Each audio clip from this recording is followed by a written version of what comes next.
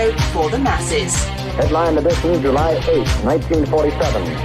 The Army Air Forces has announced that a flying disc has been found and is now in the possession of the Army. If the game is rigged, change the game. Game changer.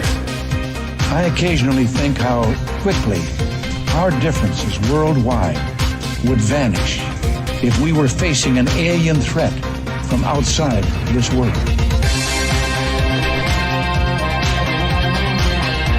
This is Fade to Black with your host, Jimmy Church, on the Game Changer Radio Network and KGRA, the Global Radio Alliance. I need your help to get to the year 1985. You are listening to Fade to Black with Jimmy Church on the Game Changer Network.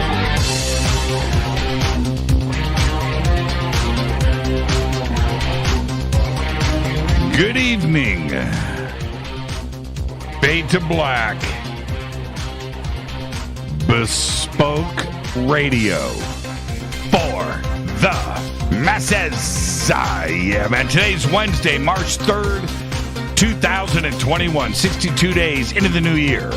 Only 303 days left. Let's do this, man.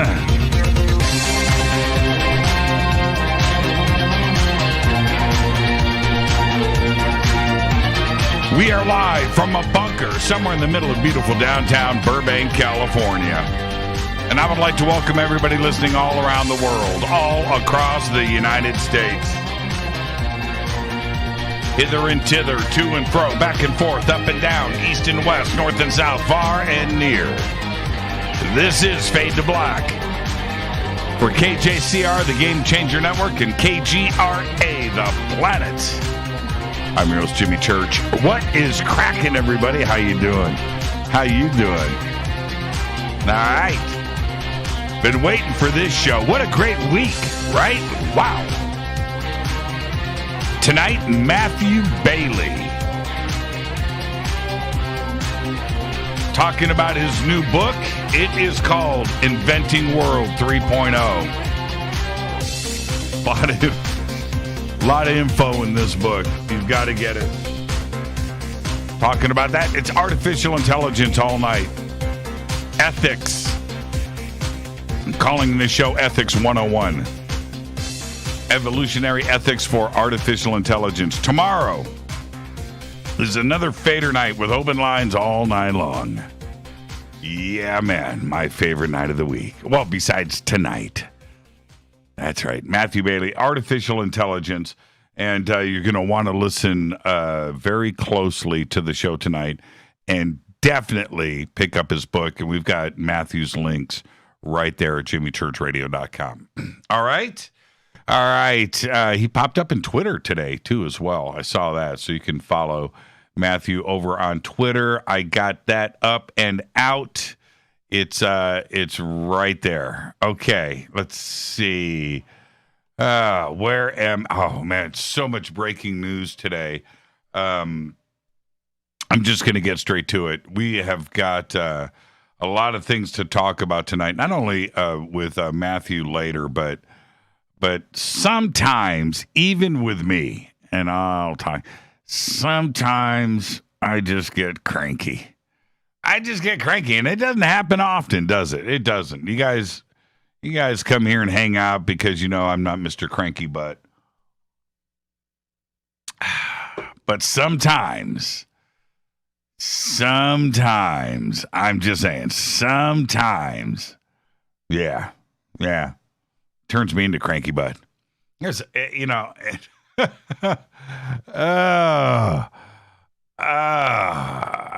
was that? What was that movie with Michael Douglas when he just snapped? I forget.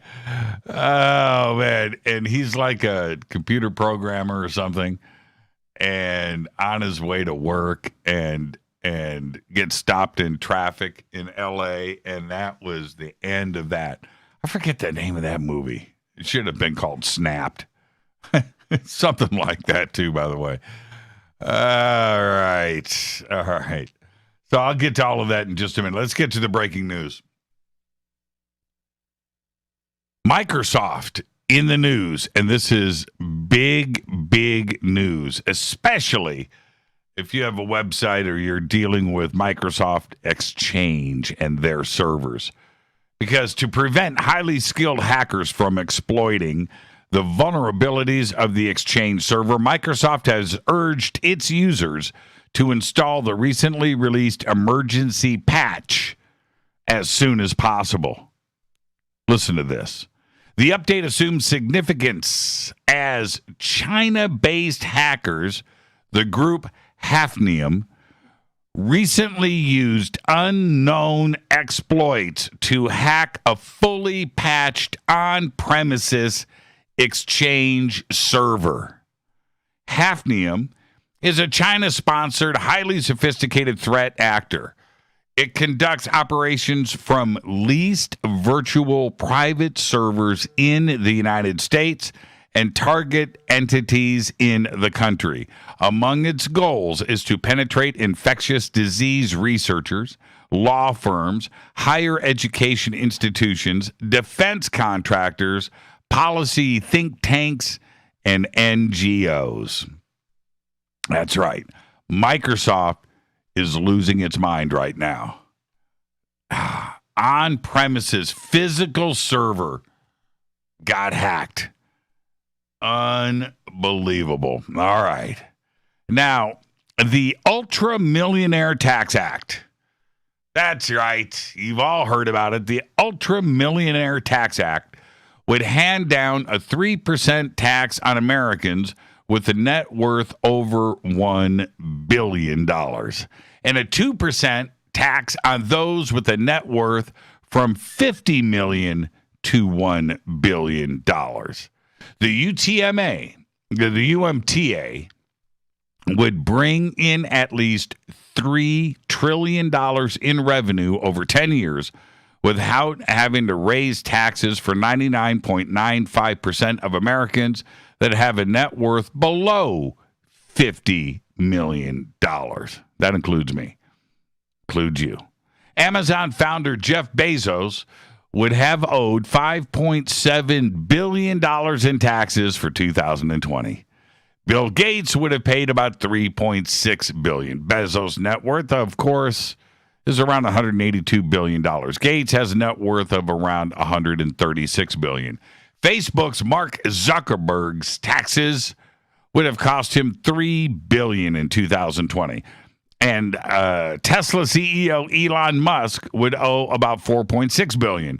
Zuckerberg has a net worth of $98.4, and Musk had, a net worth of around $177 billion before the giant Tesla stock value increase in 2020. Tax them all.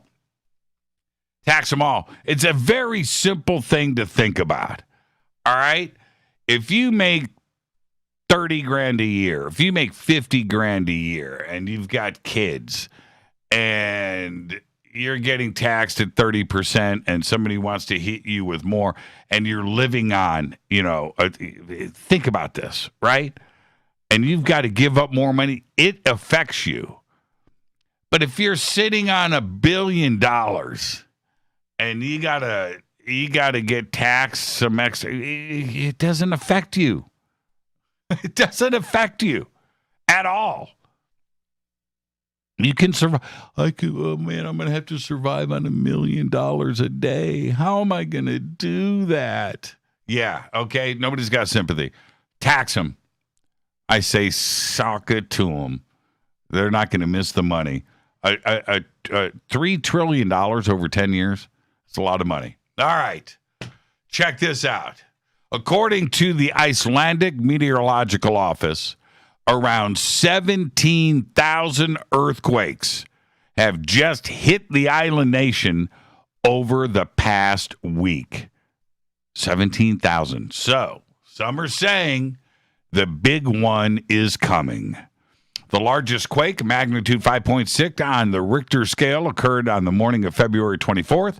It was the loudest in a swarm that continues to rattle residents in the nearby capital city of Reykjavik and the municipalities around it, where 2/3 of the Icelandic population lives. Now, 2 larger earthquakes over magnitude 5.0 also hit on February 27th and March 1st. 17,000 earthquakes in a week.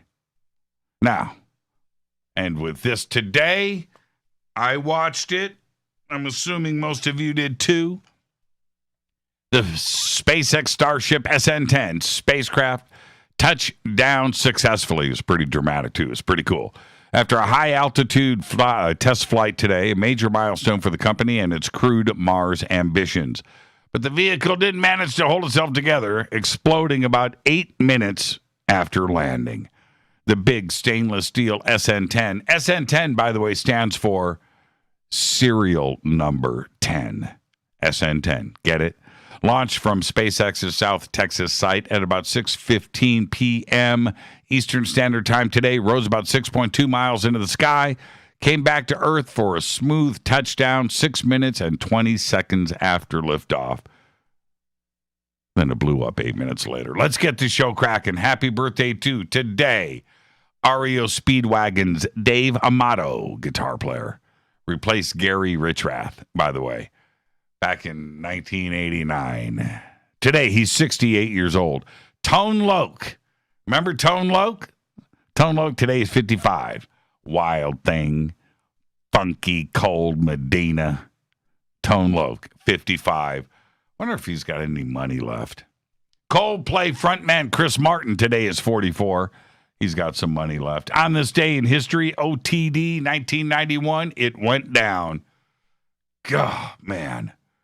LAPD officers beat Rodney King on camera when civilian George Holliday, standing on a balcony in an apartment complex across the street, focused the lens of his new video camera on the commotion unfolding by Handsome Dam Park. Fader fact. The serial killer Mad Butcher of Kingsbury Run killed and dismembered 12 people in Cleveland, Ohio in the 1930s. Gruesome. He was never caught. And that is your Fader fact tonight. Matthew Bailey is here. He's talking about his new book, Inventing World 3.0,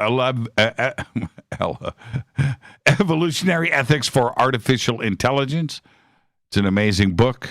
I highly recommend this book.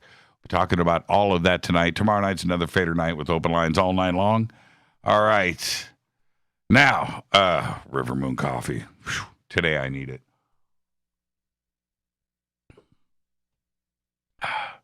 I could not imagine a world without coffee. I mean, I just couldn't imagine that. OPEC cutting off oil. I could deal with that. I can walk. Not worried about it. They cut off the coffee supply. Woo! RiverMoonCoffee.com. RiverMoonWellness.com. The links are over at JimmyChurchRadio.com. All right. You know, I don't want to be the old guy in the room. I don't want to be that dude. I don't.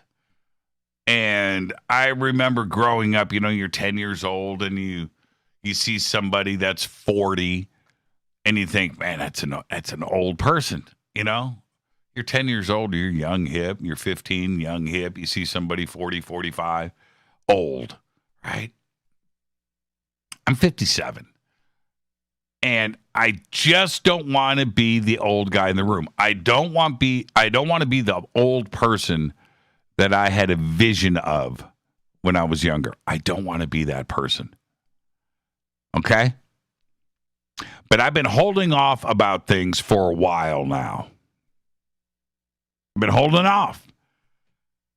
But something this week pushed me over the edge. Yep. I got Michael Douglas. Falling Down. That's the movie. I got Michael Douglas. It was the news. This is what pushed me over the edge. Mr. and Mrs. Potato Head. couldn't believe it. I mean, I've been holding off. I've just been holding off on this whole thing. Holding off. A lot of things have been going down leading up to Mr. and Mrs. Potato Head. The casting of the show Billions. I'm not going to, and it's just, and it's not about, I don't care what you do. I don't care. Just don't care what I do or what I think. I don't care what you do. I don't care who you are. Live your life. Life is short. Have a good time doing it. Live it the way you want to live. All right? Don't get involved with Mr. and Mrs. Potato Head. The line in the sand was crossed. Hasbro made the announcement last week. And I snapped. They made the announcement that Mr. Potato Head would now be sold under the more neutral moniker of Potato Head. I was like, what? I mean, and most of the world, by the way, nearly lost their minds. Seriously. This is taking things way too far. So Hasbro, after bowing to the pressure to neutralize their brand, did a complete reversal a few days ago and announced that Mr. Potato Head would remain a Mr. And so will the Mrs. They went too far. And the cancel culture, the power of these small groups and things on the internet and just that want to make your life miserable to make you bend, that ain't right. I don't go out of my way to make somebody's life miserable. I don't do it. It's called respect and integrity, Mr. Potato Head. You can't. Honestly, I don't get it. And I just don't want to sound old or outdated. I want to remain the hip and cool guy that I've always been. But this gender-neutral world, this cancel culture place that we find ourselves in right now, I just don't get it. I don't get it. We have some actual real-world issues that we need to take care of right now. We need to worry about opening up our schools, taking care of our kids, getting businesses back up and running, our infrastructure, jobs and unemployment, the homeless situation. We don't need to waste time on Mr. Potato Head. Anybody that wants to get a campaign like that going, Mr. Potato Head, spend that energy in another area. Go make some sandwiches for the homeless. Build a house for a homeless person. Do something constructive with your life. Worrying about this crap. It's unbelievable. A couple of weeks ago, I needed to sign up. This is a Michael Douglas moment, man. I was Michael Douglas. A couple of weeks ago, I needed to register and sign up with a company so I could start making payments, get an account set up. This was a major thing that needed to get done for my family. Serious business, and I needed to get it done. I was doing the right thing. And I started inputting my info. And then there was a friggin' gender selection. I was like, what? And I wasn't represented. I didn't have a selection. There was no button for Mr. Seriously. Anything male. And here's the thing. I had to select something to move on. They wouldn't let me. I couldn't do it. There wasn't a pass button. There wasn't a I'd rather not say button. That wasn't there. There wasn't a none of your friggin' business button. No. And I thought to myself, how did we get here? How did we get here? I don't care what you do. You want to be represented? You want your thing there? You want to lobby for that? You want to get it in there? Don't forget about me and who I am and who others are. Quite frankly, 95% of this planet. Gender neutral. I couldn't believe it. I couldn't believe it. So I just closed out the page and I took my business elsewhere. And it's not that I'm the cranky old dude. I just want my selection to be there. You want yours there, that's fine. Cool with it. Go. Life is short. But don't forget about me. What? I don't count? I mean, today you can't crack a joke without getting attacked. You can't comment without getting attacked. You can't name. You can't name without getting attacked. Can't look without getting attacked. Can't have an opinion without getting just canceled. In fact, right now, you can't live. That's wrong. Where are we going with this, people? Listen to me. What are we going to do with Chinese food? Going to cancel that? Going to cancel that? Italian food, is that next? We're going to rename those? John Greenwald has a website called The Black Vault. Uh-oh. Right? That's where we're headed. This show is called Fade to Black. Shall we now have to call our show Fade to All Colors? Friggin' angry. To top it all off,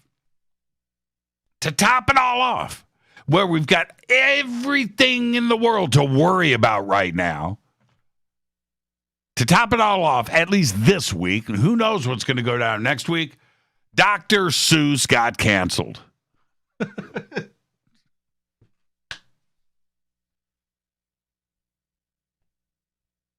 6 of his books will no longer be published. And, okay, all right, on the surface, this would make anyone mad. It's Dr. Seuss.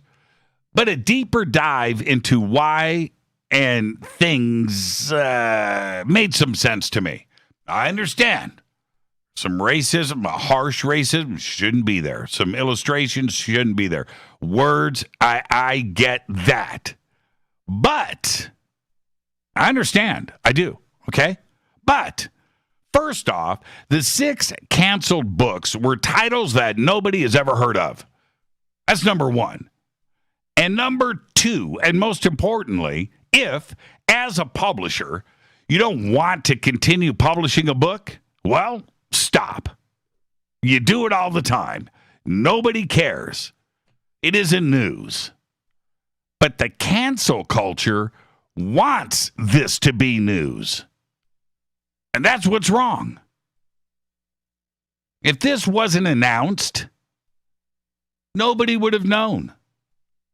I really doubt there would be huge public outrage about McElligot's Pool. Never heard of that book. On Beyond Zebra. Never heard of that one either. Scrambled Eggs Super. Nope. Didn't know he wrote that one. And The Cat's Quizzer. What? Nobody. So they made that news. It's not news. You don't want, if the schools don't want the book, write it off, cancel it. Nobody wants to order the book. The numbers are down, whatever. Stop publishing it. Right? Librarian, there's some weird illustrations in this book. Nah, we don't need that in here. No, we're not going to order those this year. I doubt anybody would have known that. I could just imagine the outrage right now. They dropped the Cat's Quizzer, man. They dropped it. They're not publishing it anymore. That's it. I'm going to get a campaign going. I'm going to raise some money. Going to get the publisher to. No, nobody cares. But the cancel culture wants to make this news, and that is wrong. We've got everything else that we are dealing with right now. I mean, tremendous, huge, life-altering situations that we have to deal with in 2021. And I'm done with it. I don't care. I don't care about gender neutrality. I don't care about the cancel culture and shaming and canceling doctors. I don't care about these things. I don't. I honestly don't. It's starting to affect me, and that's what's not cool.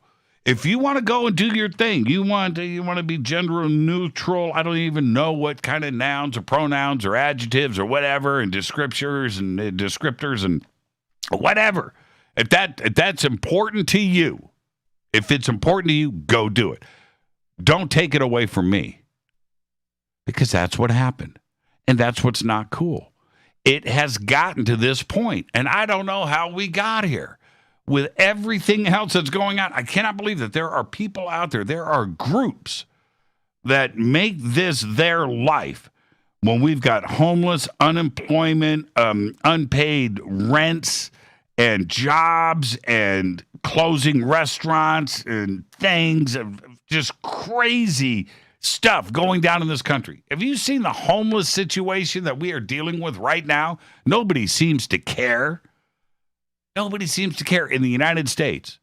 But you want to get into Mr. Potato Head. Unbelievable. So yeah, I'm going to be the cranky old dude. I'm entitled. And you know what? I hate it when I'm right. I don't want to be right on subjects like this. I should never have to talk about it. I'm right. Right now, I'm right. This is Fade to Black. I am your host, Jimmy Church. Tonight, Matthew Bailey, talking about artificial intelligence all night long. This is the book. It's incredible. It's an incredible read. It's a lot. It's a lot to digest. Well written, though. Thick book, but in a great, easy read. Matthew Bailey is next. The book is Inventing World 3.0, Evolutionary Ethics for Artificial Intelligence. Tomorrow is Fader Night, open lines all night long. I'll be right back with Matthew Bailey. I'm your host, Jimmy Church, right after this short break. Stay with us.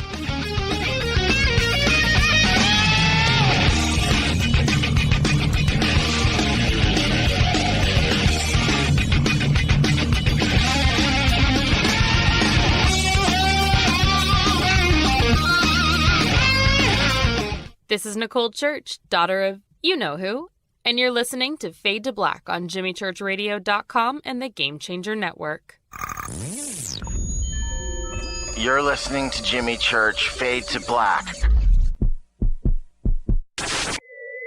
Fade to Black will now pause for alien identification. The station that talks the net. KGRA Radio.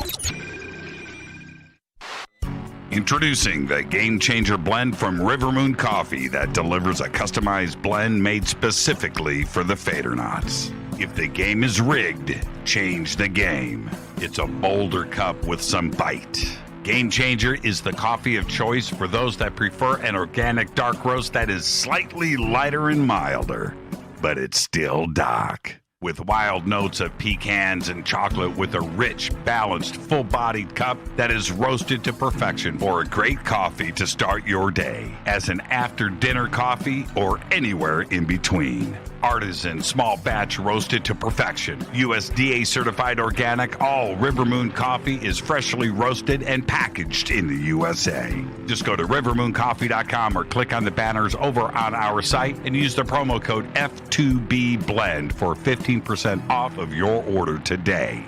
rivermooncoffee.com. This is the only way forward. This is Fade to Black.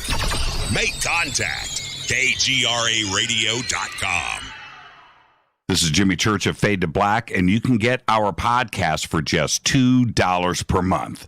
All you have to do is click on the podcast banner over at jimmychurchradio.com. Hi, folks. It's troubling times, and fear is pushing emotions, which in turn pushes health the wrong direction. Do you ever get an ache because life is uneasy? Try Life Change Tea at getthetea.com. Life Change Tea works on your digestive tract, helping to move food through quicker and comfortably so your health is spot on. Life Change Tea may not help with world issues, but it will help with your digestive issues. A glass a day helps keep the intruders away. So, change your life today. Log on to getthetea.com. That's getthetea.com. If your health game is off, get on by ordering Life Change Tea. Getthetea.com. And while you're on our site, look around at the great non-GMO organic supplements. And if you're a sales shopper, go to our specials page and see what's for you. I've been drinking the tea for 12 years, and I'm sure glad for its health benefits. Again, that's getthetea.com. Getthetea.com.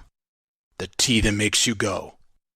Fadernauts, when you think about the future of our country and where we're headed, do you wonder about the food supply? I do. Disruptions in the food supply chain could be disastrous, and they usually occur with little warning.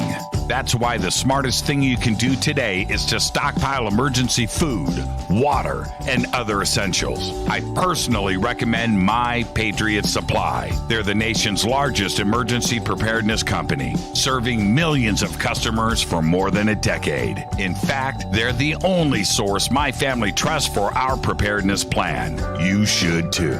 Right now, save 20% off a full 4-week supply of delicious meals that provide 2,000 calories a day. Saving 20% helps too, doesn't it? Especially now. So go to preparewithjimmy.com and get ready. That's preparewithjimmy.com. There's no time to lose. Do it now. 9 out of 10 geneticists agree.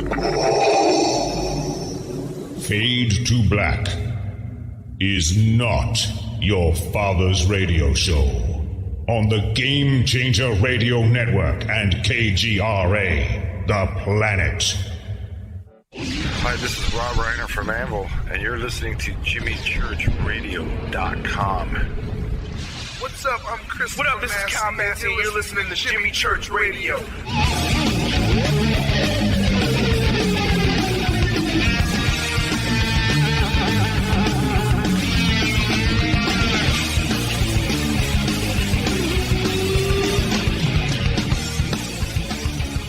Welcome back, Fade to Black. I'm your host, Jimmy Church. Tonight, Matthew Bailey is here. Talking about his new book. I'm holding it up to the camera for everybody.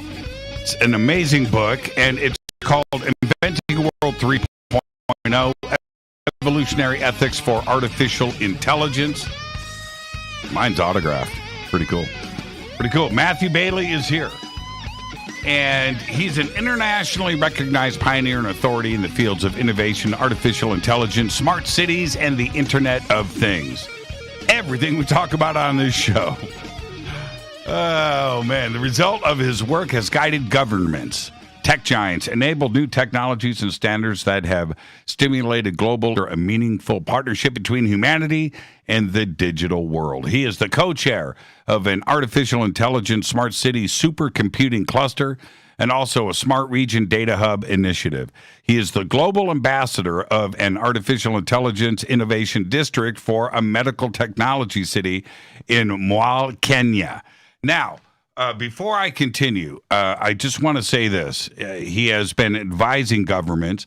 He is an executive director of AI for a U.S. startup, and his knowledge into this is above mine.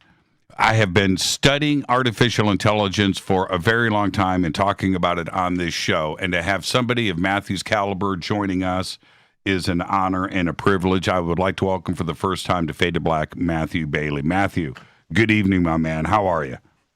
Good evening, Jimmy. It's so great to be here. Thank you very much for having me on. Well, hey, thank you. And this is it's your first time on the show, so you get the first time guest disclaimer. So let's get that out of the way. Matthew, it's just you and I sitting on my couch having a conversation as friends. And when the conversation starts, it starts. Where it ends. But we're going to end as friends. There you go. You ready? I'm ready. Now, normally I would do a deep dive into your childhood right now and introduce you to the world and figure out how you got into the world of computers. And although I want to do that to some degree, we have so much to discuss tonight.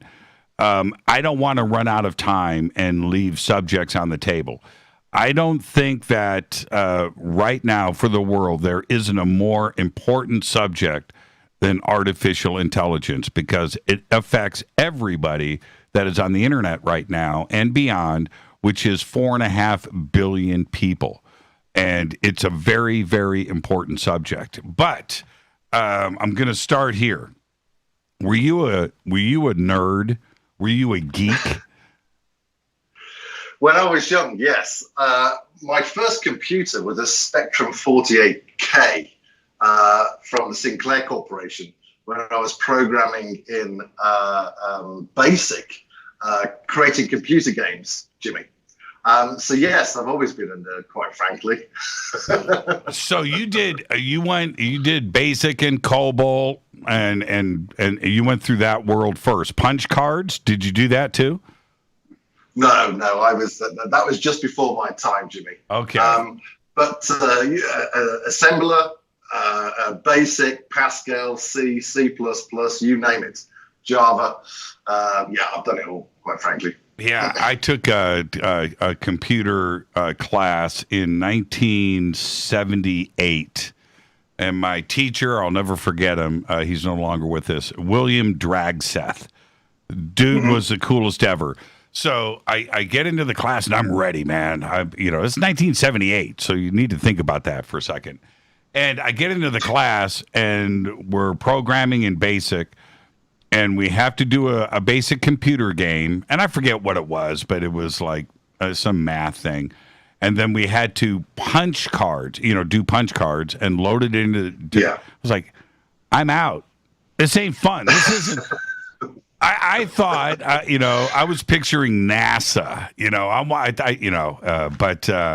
but I got my feet wet very early on, and I learned how to program in BASIC and COBOL, and I understand binary today, the basic concepts of computers, the very basics. I get that. Today, kids come in and everything's already done for them. Right, programming writes itself. You can actually do it that way. Well, yeah, there's actually artificial intelligence that can actually generate code and programs itself. That's right. Which is crazy, right? And it's getting everything's getting more automated, Jimmy. And now's the time for us to have a philosophical conversation about the purpose of artificial intelligence and what does that mean for the destiny of humanity. Yes, and if I could, Matthew, I need to get you closer to your microphone, sure, as close as possible. I'm just going to let everybody know Matthew's audio is great. He's using his laptop, his Mac, and instead of a studio mic setup, and so that's the little room sound that you're hearing. But we'll take care of that. You'll get used to it as the show moves on. Now, okay. We have a situation here that your book is suggesting a path forward for ethics in the artificial intelligence community and how to establish that. That is something we have talked a lot about on this show. Now, I'm going to actually start with this. That's a difficult road to go on. And the reason why I suggest that is that the global powers that are working on artificial intelligence right now, they could give a crap about ethics, in my opinion, because they are in a race to get to AGI, to get to the Holy Grail before anybody else. and ethics is just going to get in the way for them. Am I wrong in suggesting that? Yes and no. So, the first thing is, AI is already in our lives, Jimmy. It's already here.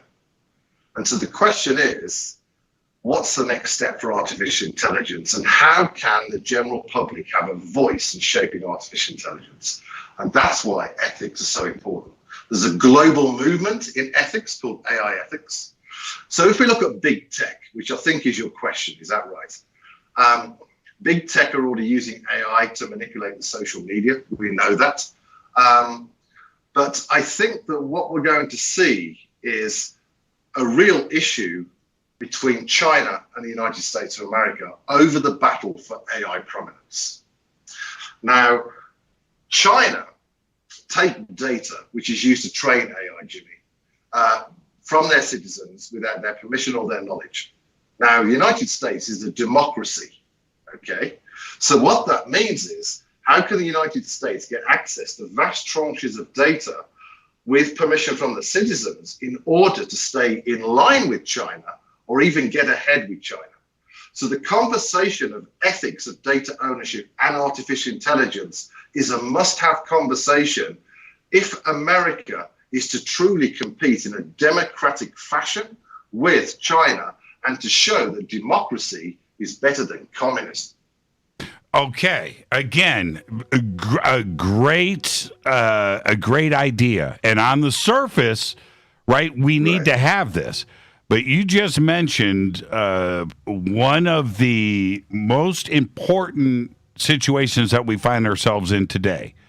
AI that drives social media nearly burnt down the planet in the last 4 years, causing huge swaths of social divide and anger and everything else where people are living in these bubbles. How do we, at this point, correct that before we move forward? How do we get ethics into that part of social media to fix that? Okay, that's a great question, and it's a brilliant question. So let me ask a question. If ethics are in the silicon of computing chips of every single computer, doesn't that make big tech irrelevant? Doesn't that make the agenda of big tech to align with ethics because it's programmed into the silicon or the quantum or the optical computing? So that's one way that we can change things. Big tech is like the East India Corporation. You remember that? I do. Right, okay, Jimmy? More powerful than governments. And that's where big tech is at the moment. They're effectively dominating the world. And that has to change because they work in an undemocratic fashion. So there's a number of ways that we can influence big tech. One is we change the silicon with the ethics and make sure ethics are in there, which forces every software that's above and using the computers to conform to ethics.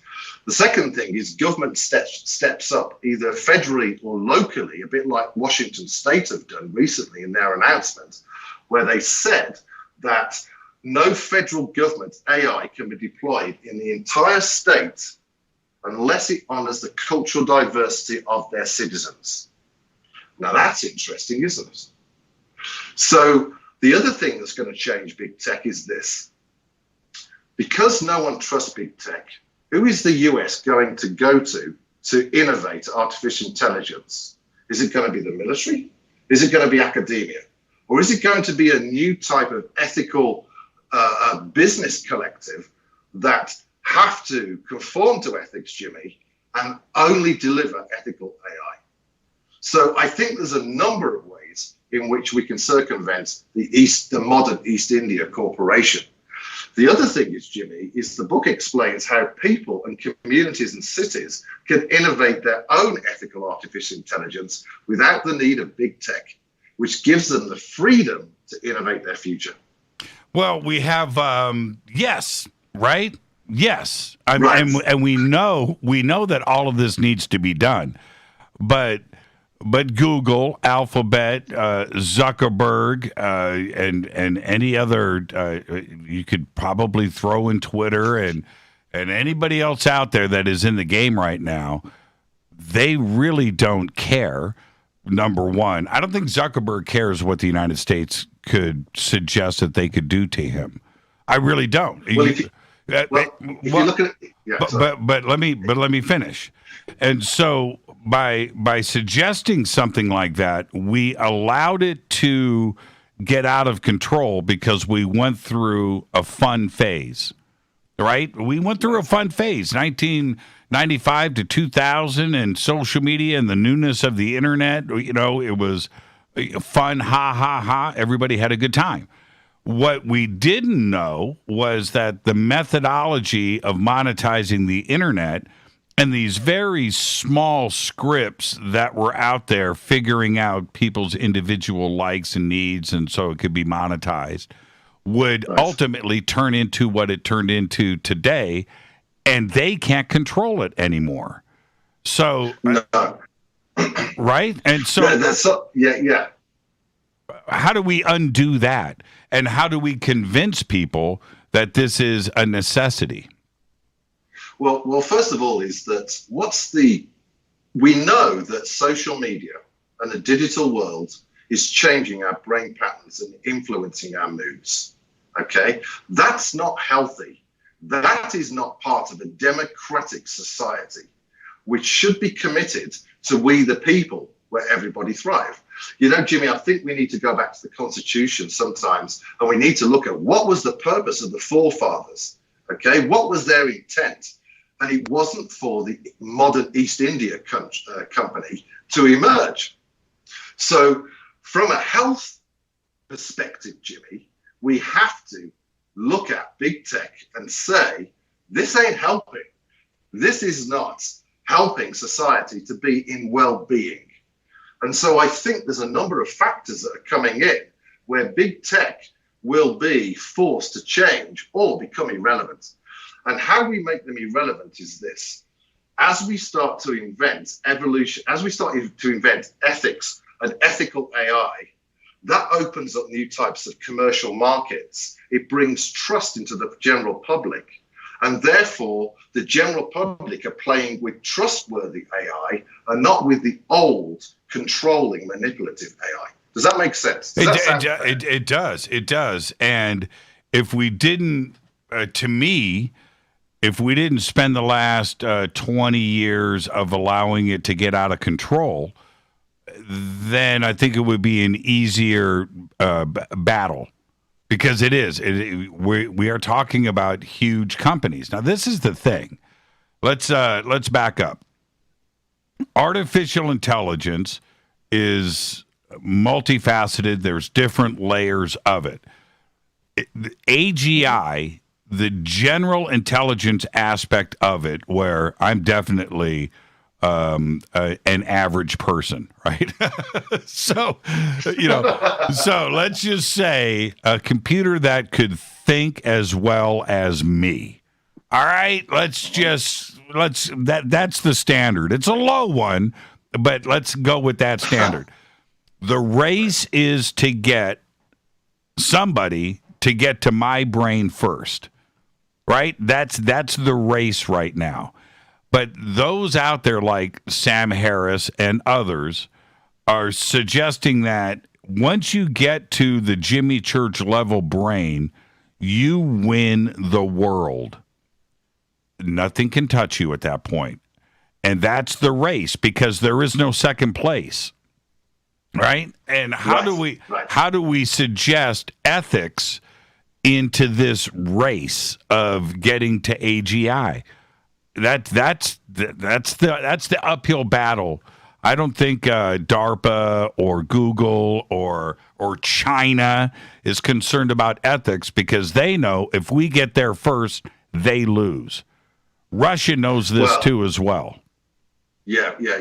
Russia are doing a lot in AI as well. Yes. Well, what happens if the race to AGI actually is a false paradigm?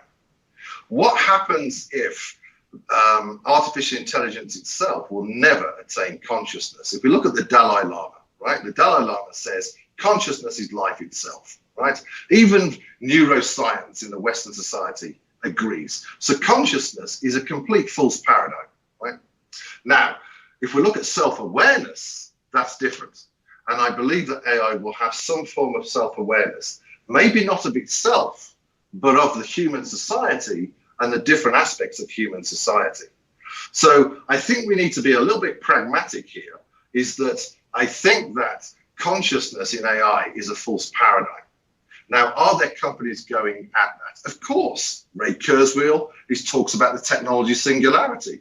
The book is about how to change that into a human-centric singularity where our AI supports our Dharma, enhances the life experience of the human, which actually could be a self-actualizing society.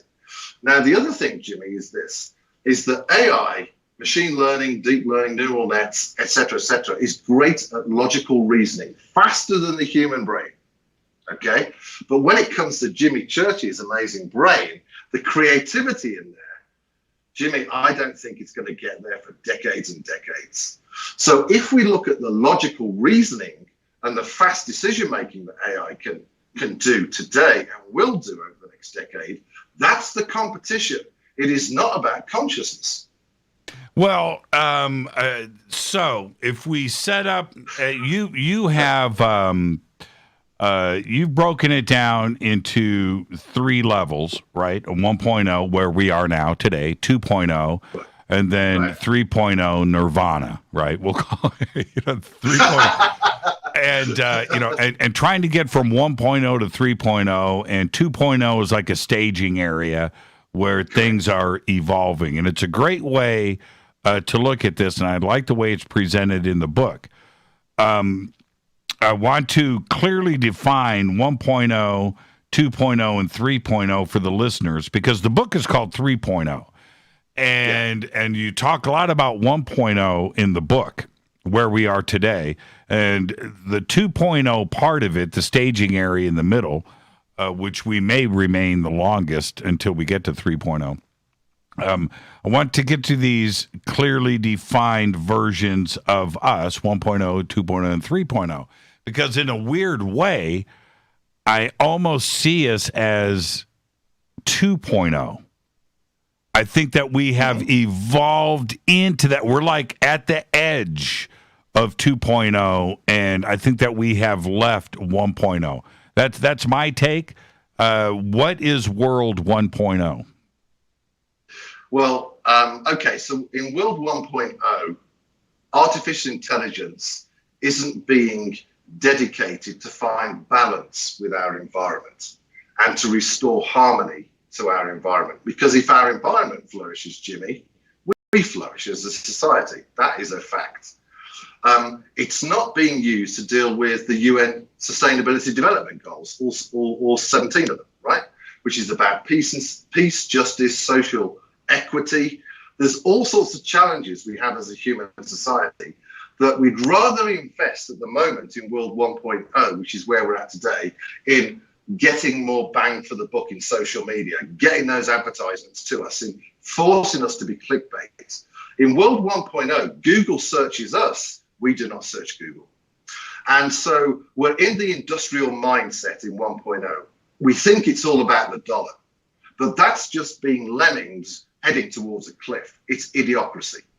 So in World 1.0, which is today, our vision for artificial intelligence is not aligned with our society thriving and our planet thriving. The computing infrastructure is controlled by big tech. Okay, so there's no democratization of ownership of computing systems and also services, and we've seen this with big tech being fined for competitive problems. And we don't have democratization of innovation, i.e. big tech controls innovation. So that is World 1.0. That is today. AI ethics are not standard. That is today. So we're in 1.0. But the good news is it's causing us so much pain. We say, let's do something different. And that's where we decide that the human destiny basically needs to be different. And we bring AI to help us to move into 2.0 and into 3.0. Now, makes sense? Yes, and that's why I would suggest we are entering into 2.0 now, because we're talking about these issues. We would be firmly in 1.0 understand these issues, right? So yeah, that makes sense. Yeah. And now 2.0, purgatory, the stage. 2.0, the staging area. What is 2.0? 2.0, there's been a transition, and I think your audience will like this. I call it an awakened mindset. Maybe people would consider it a conscious awakening, where we realize we have to do things differently, Jimmy, as a society. Our values change, our purpose changes. So in 2.0, what we decide to do is to shift the world into a different destiny from where it's going now, which has been driven by the industrial mindset. So in 2.0, people start to have agency of their data. Yes, Jimmy, people start to own their own data and its own governance, right? Which is really important. So Tim Berners-Lee, who invented the World Wide Web, has launched a company for a new World Wide Web and internet where people own their data. This is the future, right? The World 2.0 is already starting to happen. So you're right. We're at the brink of it. In 2.0, artificial intelligence is starting to be innovated by other than big tech, Jimmy. It's been innovated by lots of startups. The general public, like Finland, 1% of Finland of the general population, Jimmy, are learning to program AI, right? So there's more and more people participating in innovating AI. This is in World War 2.0. And what we start to also do, Jimmy, is to start to develop our own personal AI or digital buddy or digital angel, in the words of Jay Widener, which is a great term, where AI starts to be as a well-being guardian in our lives and actually protects us from an Orwellian AI-centric society.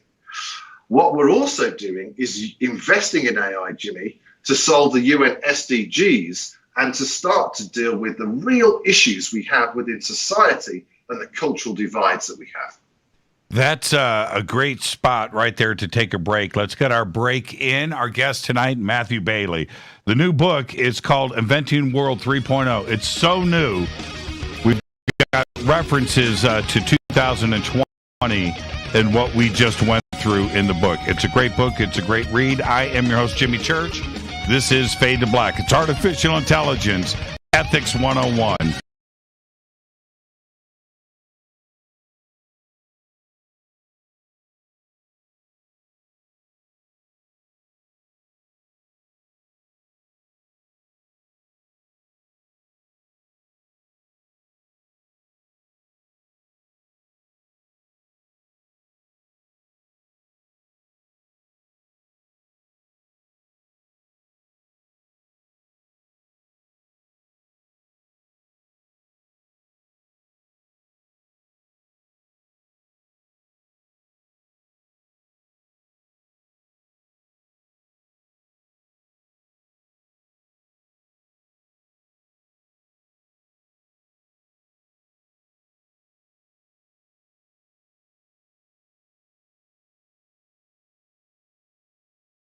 Weren't able to, look no further. ForbiddenKnowledge.tv. There are dozens of workshops and lectures from speakers you know and love. We have also included amazing categories to assure that your consciousness is entertained and elevating on a daily basis. Amazing interviews, ancient history, ascension knowledge, wisdom teachings, documentaries, conspiracies, mysteries, health and fitness, conscious cooking, meditations, finance, yoga, and so much more. To start your free trial on any mobile device or computer, surf to ForbiddenKnowledge.tv. That's the number 4, ForbiddenKnowledge.tv. Again, visit ForbiddenKnowledge.tv today. Listen, I know, and you know, that you've always wanted your first crystal skull. Or maybe you're a collector just like me, but you just don't know where to go to find the real thing. Then I met Carolyn Ford over at EinsteinTheCrystalSkull.com. Carolyn is the guardian of Einstein, one of the most respected ancient crystal skulls in the world. All of her unique skulls have been imprinted sitting with Einstein in his sacred lodge and are carved from the finest gemstone and materials. Imprinting is the process of receiving the ancient wisdom from the master skull or master computer, Einstein, the ancient crystal skull. To see Carolyn's current collection of crystal skulls, just visit her store at EinsteinTheCrystalSkull.com or click on the banner over on our site. Don't forget to use the promo code Jimmy at checkout to receive 10% off of your order today. That's promo code Jimmy. Finding your first or next crystal skull is easy. Just visit EinsteinTheCrystalSkull.com. When you take the beans from Central America with dashes of Indonesian and African mixed in and then roast it to the dark side of Fade to Black, you create the ultimate brew of fringe. Introducing the Fade to Black blend from Rivermoon Coffee. Yes, Rivermoon's darkest customized roast was created for the love of Fade to Black. The alchemy of masterful roasting and smoking the beans is in every sip of this full-bodied, dark Java. I need my coffee dark, deep, with distinct bittersweet chocolate highlights, just like the bunker. Leaning further into the darkness of the roast is Fade to Black blend from Rivermoon Coffee. Just click on the banner at jimmychurchradio.com and use the promo code F2BBLEND for 15% off of your order today. Hello, I'm Katie, and you're listening to my main man, Jimmy Church, on jimmychurchradio.com. Hi, this is Ray Hobbs here, repping the planet, and you're listening to my good friend, Jimmy Church, Fade to Black, on the Game Changer Network and the KGRA digital broadcast station. This is Toby Kebbell. You're listening to JimmyChurchRadio.com. Don't hurt me, Jimmy. I'm only little. Hey, I'm Adrian Grenier. And this is Ari Gold. We're the Honey Brothers. We are also Honey Brothers. Hey, I'm Adrian Grenier. And I'm Ari Gold. We're the Honey Brothers. And you're listening to Jimmy Church. The Revolution. This is Jimmy Church of Fade to Black, and you can become an official Fadernaut by just going to our membership section at jimmychurchradio.com. Hello, this is Serena Wright Taylor from Conscious Life Expo, and you're listening to Fade to Black with Jimmy Church, who holds the Lucky Pony record for the best astrological chart since 1963. True story. This is Micah Hanks of the Gralien Report, and you're listening to Jimmy Church on Fade to Black, across the globe on the Game Changer Radio Network and the one and only KGRA Radio, The Planet.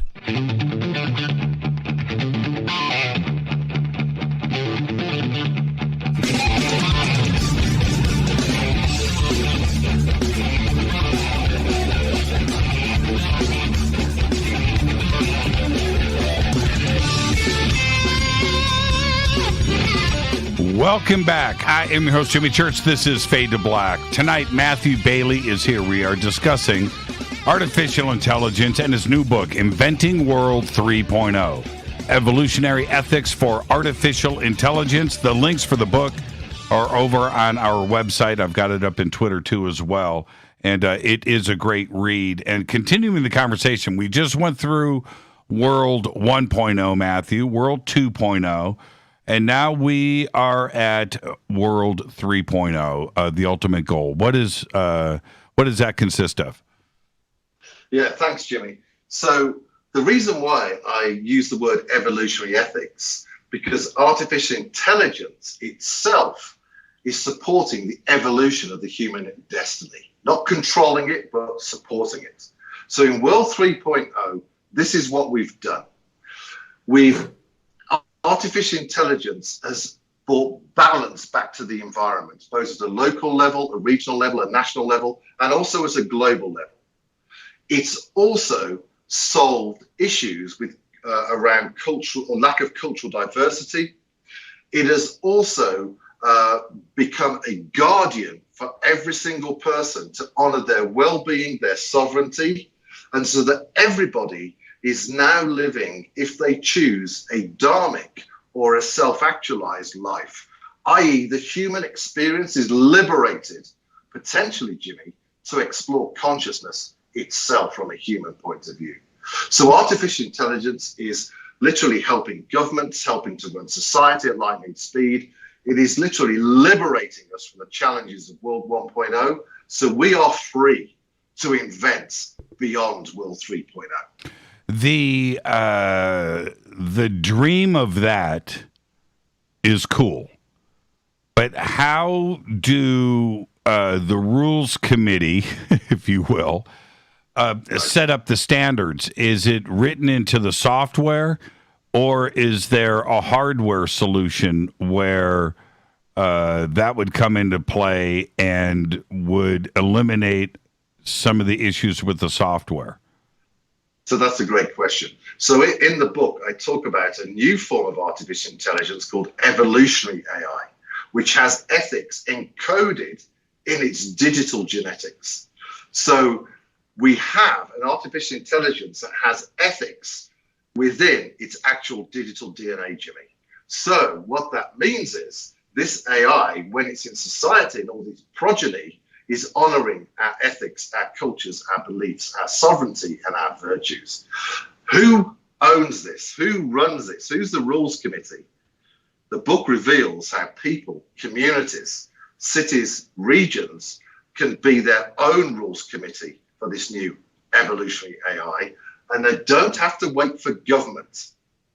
So with Washington State, who recently announced a policy that no AI from the federal government could be deployed that had bias and didn't honor the cultural diversity of their citizens, they can put a digital border around Washington State, Jimmy, and do a digital citizen test to ensure that only AI that is ethically compliant is operating in their jurisdictions. And this is where the game changes, where the power is removed from big tech and government and put into the hands of the people. Now, how do we prevent non-ethical AI? Well, you can't. It already exists. Yeah, that's right.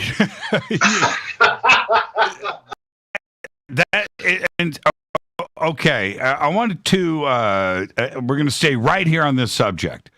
If we go back and look at, the now infamous, not famous, infamous Twitter bot artificial AI that was created, right? So its own Twitter account, which started off with butterflies and unicorns, right? Literally, it was just, and quickly turned into one foul-mouthed, argumentative, black spot of the internet that the account had to quickly get removed. Is that human nature? Right? Where it doesn't matter how you write the ethics into, right, the artificial intelligence, that we are who we are, right? And that it's going to go that, we're going to discuss consciousness in just a second, because I think that comes into play too. But it's going to go in the direction it wants to go into because it was written by us to begin with. Well, these are good questions, aren't they? And that chatbot was a disaster for what we call conversational AI, Jimmy. And so there were no ethics associated with this. It was huge data sets that were trained. I was very surprised that they went public without testing it private first. It was a bit of a silly thing to do. And so this mistake, Jimmy, is putting fear into the minds of people and also is giving AI a bad name, where AI can do some great things in society. It can ensure that we're kept safe when we're driving, which it does already. It's in the field of genetics, where it's helping us to find new medical solutions for particular conditions. AI can do so many great things. The problem is that who controls the destiny of AI? And that comes to the heart of the matter, Jimmy. And that's why I wrote the book. So the other part, you brought up the Dalai Lama. If we don't understand the brain, and I would say that the Dalai Lama and those around him probably understand more about human nature and how our brain works than all of the academia studying the brain around the world, right? They go to the Dalai Lama with questions, right? This is a fact. Yeah. But I think that physics and hard science, when trying to answer the consciousness question, which comes into AI, where it comes from, that every particle, every atom, every little thing that is in the universe has a little tiny little speck of consciousness in it. You mass it together, and then consciousness evolves because it is now collected into something larger, and then you have consciousness. Well, that would say to me that a chipset in a computer has consciousness already. You don't have to program it in. It's part of its atomic structure. The more you amass together, the more consciousness you could potentially have.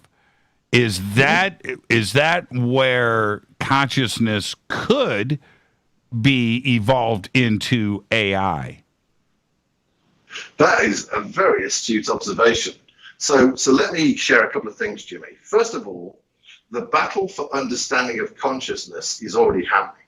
So the Western world assumes consciousness is the brain, whereas the East understands consciousness, which quite frankly has a lot more history understanding consciousness than the Western world, right? And the non-Abrahamic religions have a much deeper history than the modern, if you like, Abrahamic religions.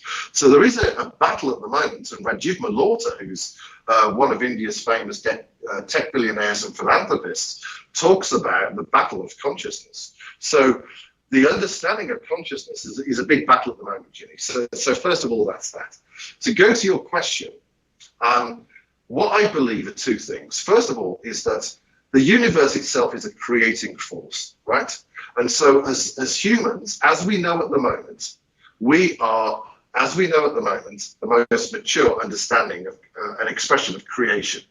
So when it comes to AI, what we're actually doing, Jimmy, I believe, is understanding and our choices on being creators. Do we create benevolently or do we create with unethical mindsets? So I think there's a whole maturity around consciousness and an awakening of humanity. When it comes to the chipsets themselves, the conscious expression of silicon, the conscious expression of the different materials that go into the silicon chips themselves, effectively there's a barrier between the ones and zeros of the code that are sitting on there.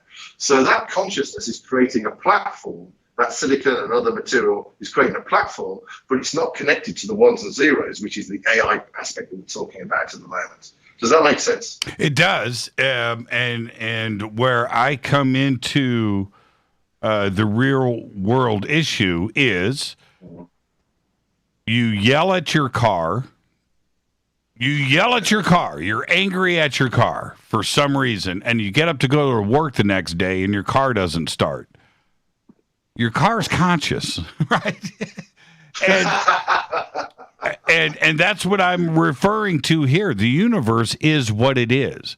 And yeah, bang on your computer a couple of times to make it work right. Yeah, that's really going to solve the situation, and you wonder why your computer is angry back at you. You know, and I believe that when an AI engine starts to write its own code, starts to alter code, fix things, move forward, learn, and expand itself, that consciousness is going to come along with it. I don't think it's going to be programmed. Well, that's an interesting view. And now we're talking about frequencies, energy fields, and interaction between particles, and even quantum entanglement. That's what I'm talking about. Yes, yeah. 100%. Right. Okay. Well, let's go down the rabbit hole. Where do you want to go? Well, okay. So human nature is human nature. And you go and you have a team of coders and programmers working on AGI, some machine learning, and that is their project. And a little piece of them is in all of their code. Not consciousness, just their personality. It's just the way that they code. It's the way that it is, right? And then that takes off and running. Well, one of these innocent little coders has high moral standards and is not going to program anything in. But that innocent little coder is also using their company American Express account to buy clothes for their wardrobe, right? There's a little unethical thing going on in their private life. Right. That is also in that code. So you're talking about the power of intent and the power of creation. I'm saying that the code is going to represent human nature. Yes, so this is a great question. And so what I talk about in the book is this: what parts of our humanity do we want to leave behind, and what parts of our humanity do we want to take forward, right? And this is why I talk about Aristotle's ethical virtues. And so AI itself can encourage our humanity to grow into something that's much more interesting than the malicious aspect that we're holding in our genetic lineage, Jimmy. Is it so? I want to go back to a point. Is there a way to have a hardware solution to make sure that AI is correct, not a software solution, like a hardware firewall versus a software firewall? The answer is yes. And so that's why I think that silicon and computing chips themselves, whether quantum or silicon or optical, will actually eventually have ethics in there, so that the silicon itself, or the quantum or the optical, will be ensuring that only ethical AI can exist in the computing frameworks. How do, one of the great points that we've all heard over and over again, but I'm going to bring it up now because I think it's just phenomenal, is you ask AI to fix industrial pollution because the planet's about to die. Right. And they kill all humans. Right. Right? Okay. Right? Right. So right. Okay. So, well, first of all, is the book takes Asimov's laws a bit further than they have. You do, and it's really well done, by the way that you do it in the book. But continue. Thank you. Thank you. So, you've got me laughing now. I'm kind of losing my track. So anyway, first of all, should AI... so how do we task AI to honor humanity without destroying it in its task to bring a flourishing environment? I think that's the question, isn't it? That's the question, isn't it? Well, it's only going to do its job, right? Well, you said end all pollution. Well, I did. What did I do that was so wrong? We've got blue skies. Well, actually, this is a very good point. The fact is that, do we have a responsibility as a human race to actually put the planet as a priority over profit? And the answer is yes. So could AI destroy humanity? Well, if you believe the technology singularity from Silicon Valley, Jimmy, where they say that we'll be connected to the internet and either we'll become transhuman or will be deleted as an organic species, there is that future paradigm. There absolutely is. And that's why I wrote the book, because I think that's really stupid. I think we can find a future where AI is supporting our humanity and solving problems that we as humans, quite frankly, are rubbish at solving. So maybe tasking AI with a challenge, find balance with the environment, and by the way, ensure that humans flourish as well. Maybe only AI can solve that, and maybe we are not able to. Do we tell AI that the internet exists? Well, we've got no choice, because in order to solve macro, global, national, regional, and local problems, Jimmy, AI needs to cooperate with other aspects of itself in its service delivery to solve problems. So the answer is yes. Now, it may be Elon Musk's Skylink, right? It might all exist up there, who knows, right? And bypass all the governments in the world, and he might just do it, right? But I think it needs to be able to communicate amongst itself, Jimmy. Now, this is where quantum computing really is important, Jimmy, because if we're going to trust AI to be interconnected with itself, right, on the internet, to avoid the Skynet scenario, to avoid invasion from China of unbenevolent or communist AI, then we need the very best cybersecurity encryption there is to protect AI and to protect America. So this is why we need to nurture AI in order for it not to be interfered with from unbenevolent and undemocratic forces. But in order to it's a two-pronged thing that we need to worry about here. One, it's AI getting too smart and also having too much control, because if it has access to the internet, all of the world's manufacturing, all of the logistics and electrical grids and food supplies and everything else that the internet is now today, you may not want that. But the other side is you would want to protect your AI too as well from other state actors and intrusions, and maybe having some type of, really air-gapped. And when I say air-gapped, completely isolated, so it wouldn't get messed with. That's exactly right. So we have to think about protecting AI if we're going to bring it into center stage in society. Now, we have to be really sensible here, Jimmy. It would be idiots if we just let AI loose on the internet. That would be stupid. So we have to control and scale AI very carefully with strong perimeters around it in order for us to be able to develop a trust with it, Jimmy. And that's why AI ethics is so important, because what we're doing is putting the trust of our humanity inside artificial intelligence. We have to do it pragmatically. And of course, how do you stop AI? Turn off the computers. Well, okay. Yeah, the Neil deGrasse Tyson answer, right? The off switch. But I want to address another point that is pretty solid. And that is once the point of AGI is achieved, at that second, by dawn the next day, 12 hours later, those machines are now 1,000 times smarter. 24 hours later, it's 1 trillion times smarter. By the end of the week, right? Okay, now we're 1 trillion years into the future, right? And how do we prevent that, where they literally leapfrog us out of existence, where we are now servants and we are not in control of the situation? And it's not necessarily a Terminator thing. It's just the nature of AI and AGI and what you achieve, because they don't need to rest. They don't need food. They don't need vacations. They don't have issues. They don't have anything else to worry about but just getting smarter.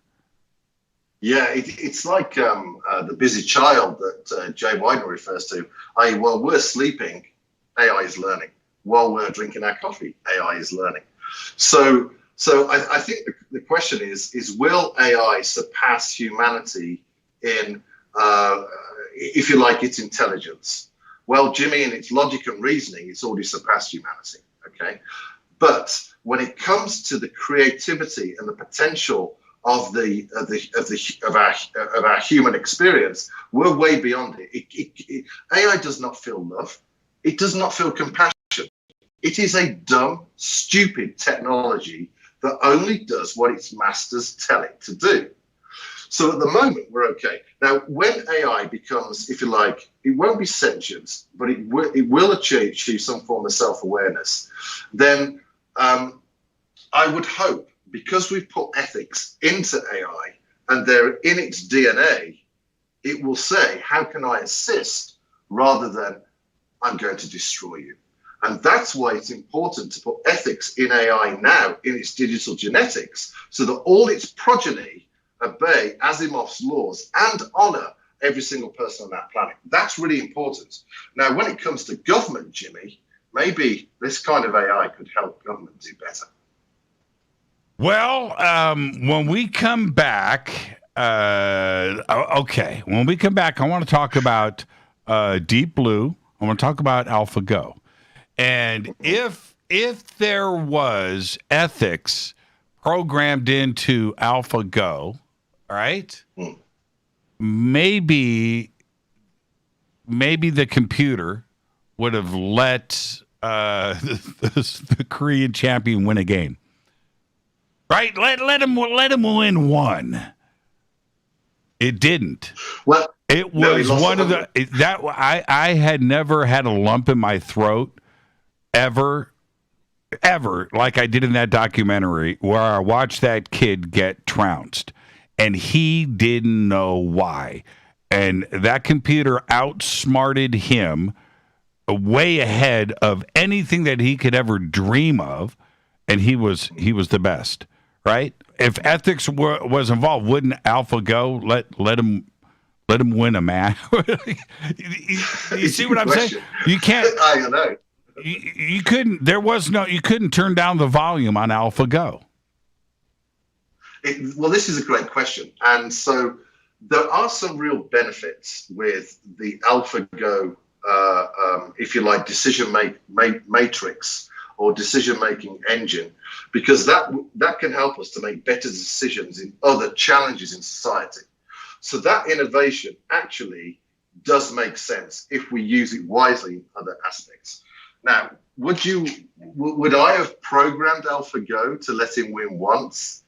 Probably would, because I'm a nice guy. Yeah, right. But I mean, give a man some hope, right? Give a man some hope. And this was, and I want to continue this when we come back, because Deep Blue and Kasparov was very interesting. I watched all of that when it went down. It was pretty incredible. AlphaGo was a different situation where Deep Blue was just masses of data, right? That was it. That is kind of simple, but in the way that it ran. AlphaGo was actually very simple. And they backed off instead of making it a complex, set of instructions. It was just like, dude, just learn. That's all. Just learn. That's it. And wow, right? It was just incredible. So I want to talk about that when we come back. Let's take our break right here. This is Fade to Black. Our guest tonight, Matthew Bailey, Artificial Intelligence, Inventing World 3.0, Evolutionary Ethics for Artificial Intelligence. I'm your host, Jimmy Church. We'll be right back after this short break. Stay with us.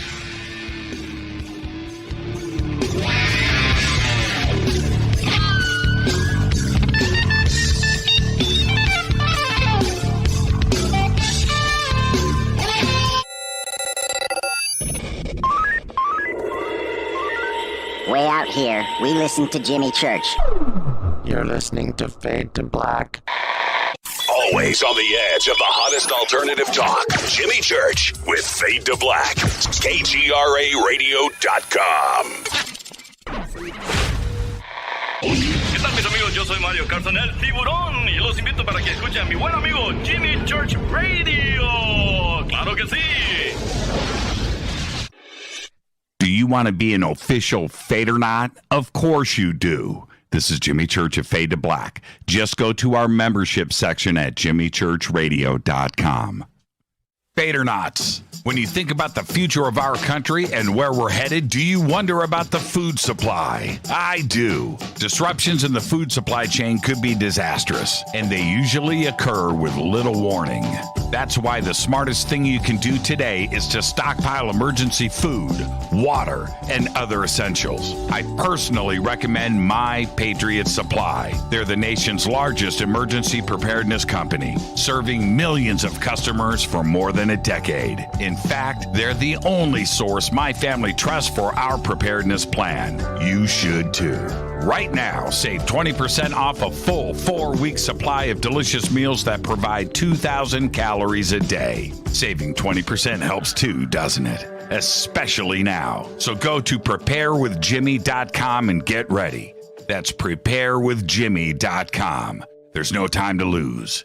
Do it now. So, you love talk radio? Then you'll love TalkStreamLive.com. TalkStream Live is always on, 24/7, with the best streaming talk shows. Find your favorite talkers and discover some new ones. It's free, readily available online or on mobile with any smartphone or tablet. Finding your favorite talk shows all in one place has gotten a whole lot easier. Just go to TalkStreamLive.com. Be sure to download the free apps from Google Play or the iTunes App Store. You listen to us, and we listen to you. And so does the CIA. KGRARadio.com. You are listening to Fade to Black with Jimmy Church on the Game Changer Network. Oi, oi, I'm Reese Evans. You're listening to Jimmy Church. This is Revolution. The revolution will not be televised. The revolution is on radio. Ciao.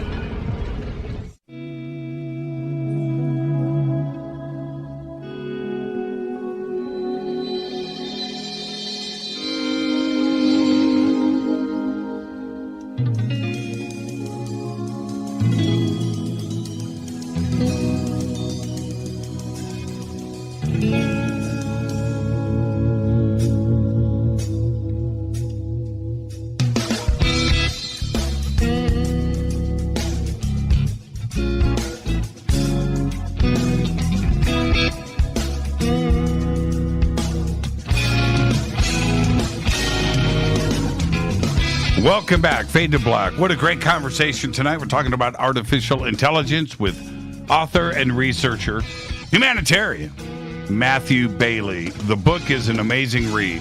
It's called Inventing World 3.0, Evolutionary Ethics for Artificial Intelligence. I'm holding it up to the cameras for everybody to see, and you can go to the links over at jimmychurchradio.com and get yourself a copy of the book. We were talking right before the break, and I think it's an important point to bring up, which is Deep Blue, IBM's Deep Blue, which going back to Kasparov, we're talking about two different, I don't call Deep Blue artificial intelligence, Matthew. I don't. It was just masses of data and looking at what the next best move would be. I don't classify it as that.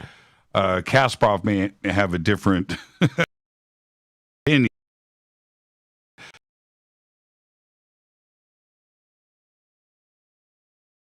Match. He lost the first game, had a couple of draws, he wins. But a year later, he lost. And he got trounced, actually, a year later. AlphaGo is a different situation altogether. I would classify AlphaGo as artificial intelligence because it was learning and teaching itself as it went. And the kid's name, I call him a kid because he's probably 40 years younger than me, KJ. There was a moment in the match where AlphaGo placed one of the stones off to the side in a weird move, and all of the Korean newscasters, because this was broadcast live, right? Everybody's watching it. And they all started mumbling, what's going on here? That's the strangest move. And the look on his face, if you remember, he was like, right? He just backed up like, what was that? He surrendered just a few minutes later, right? It was an incredible thing to witness. The heartbreak. He had his, it was awful to watch. That was artificial intelligence being ruthless. Yes, that's right. Because it had no understanding of our humanity.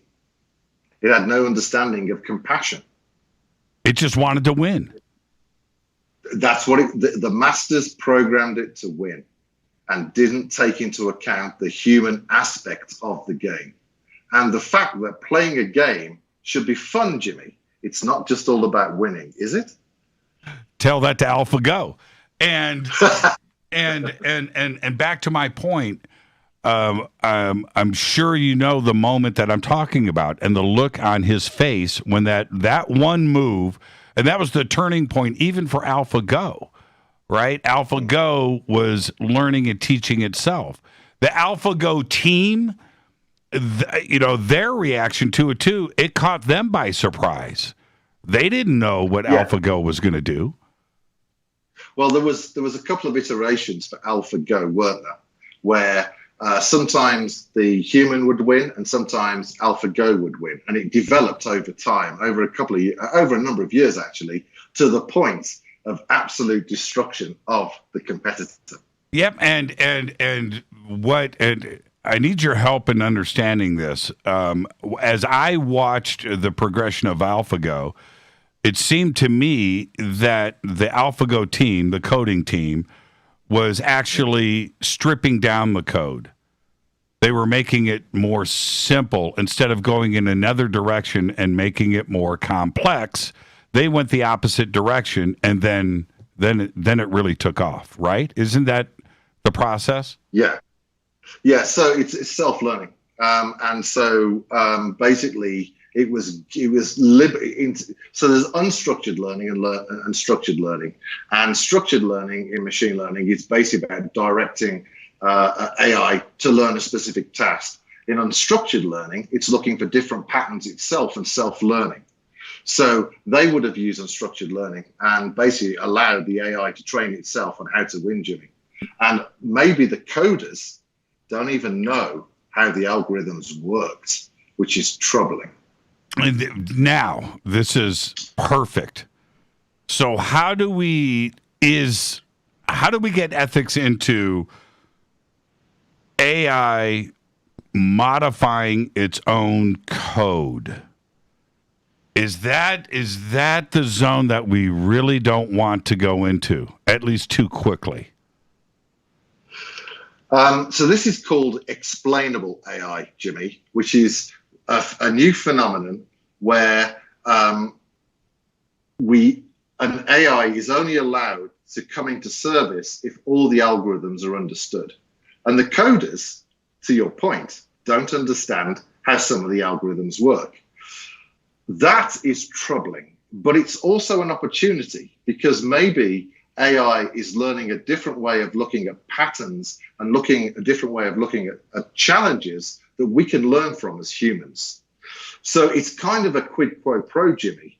Do you let it loose and continue to help us to understand things in a better and different way, to solve problems in a more effective way? Right. Or does it just kind of go down the dark path towards destroy all humans? It's a philosophical question. Can we put ethics in there? Too damn right we can. We can put ethical algorithms in AI so that it basically is guided down a path that's ethical and reports back when it says and discovers something unethical. Now, isn't it human nature, though, Matthew, and I'm always going to be the devil's advocate here, but isn't it human nature always to find a workaround? How to cheat on your taxes, how to avoid speed traps on the freeway, right? Right. So if AI is writing its own code and there is the rule book, the laws, the ethical code that is written there, wouldn't it figure out a way eventually to get its own workaround to the ethics and maybe even rewrite that code? It's entirely possible, Jimmy. And I can't. If I said no to that, then I'd be an idiot. Of course it's possible. And so this is why we need a new maturity in our leadership with AI. To quote Amit Ray, who's a famous author in AI as well, he said, as more and more AI enters society, more and more emotional intelligence is needed in our leadership. And that's why we need an awakened mindset with AI, a new maturity to steer AI into its future. And that is what's needed, Jimmy. If we are to circumnavigate these bad scenarios, if you will. The other part of AI that I think is beneficial to support everything that you've written in this book is like the movie The Terminator, right? And Skynet, where that will scare somebody into this situation and these questions that we are raising right now, because that's what we don't want. But ultimately, if AI is human like we are, then we are going to want to be the champion. We are ultimately want to be the winner. It's a capitalistic society, and perform better. And that's the challenge that I think that we find ourselves in, where AI eventually is going to outdo us no matter what we try to do to prevent it.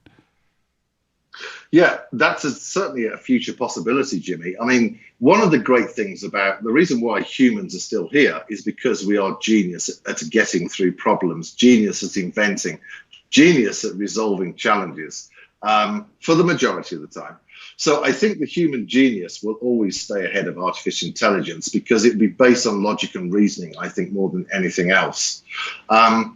So that's the question, I suppose. If we move into the situation in the future, maybe 20, 30, 40, 50, maybe even 100 or even 200 years, where AI is starting to become, it's probably well before then, actually, but when AI is starting to become equivalent in some of our humanity, some of our kind of being human, then is it considered a fellow citizen?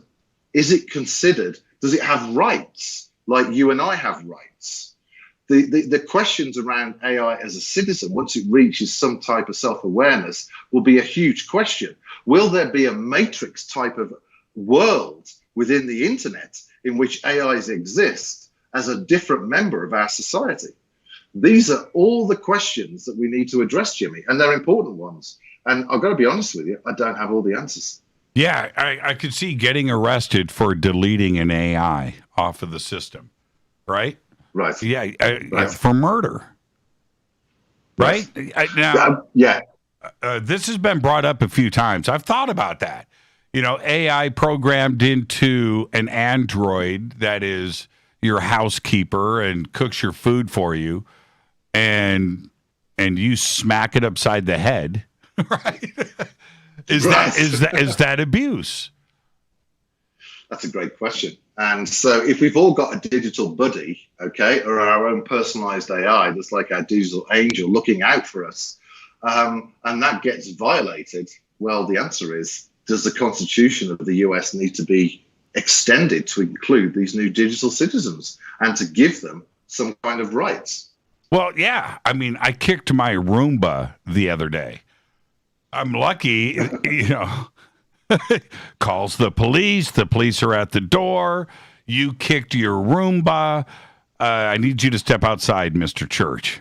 Right? Well, these are the deep philosophical questions that we're going to be running into very soon. Now, going back to this, at what point, and I have two questions, and they're very important. The numbers that are being thrown around right now are twofold, and I don't know who to believe or who to trust. There are those AI experts out there that are saying, we'll never achieve it. Maybe 100 years we'll get to AGI, but there's a possibility that we will never achieve artificial general intelligence.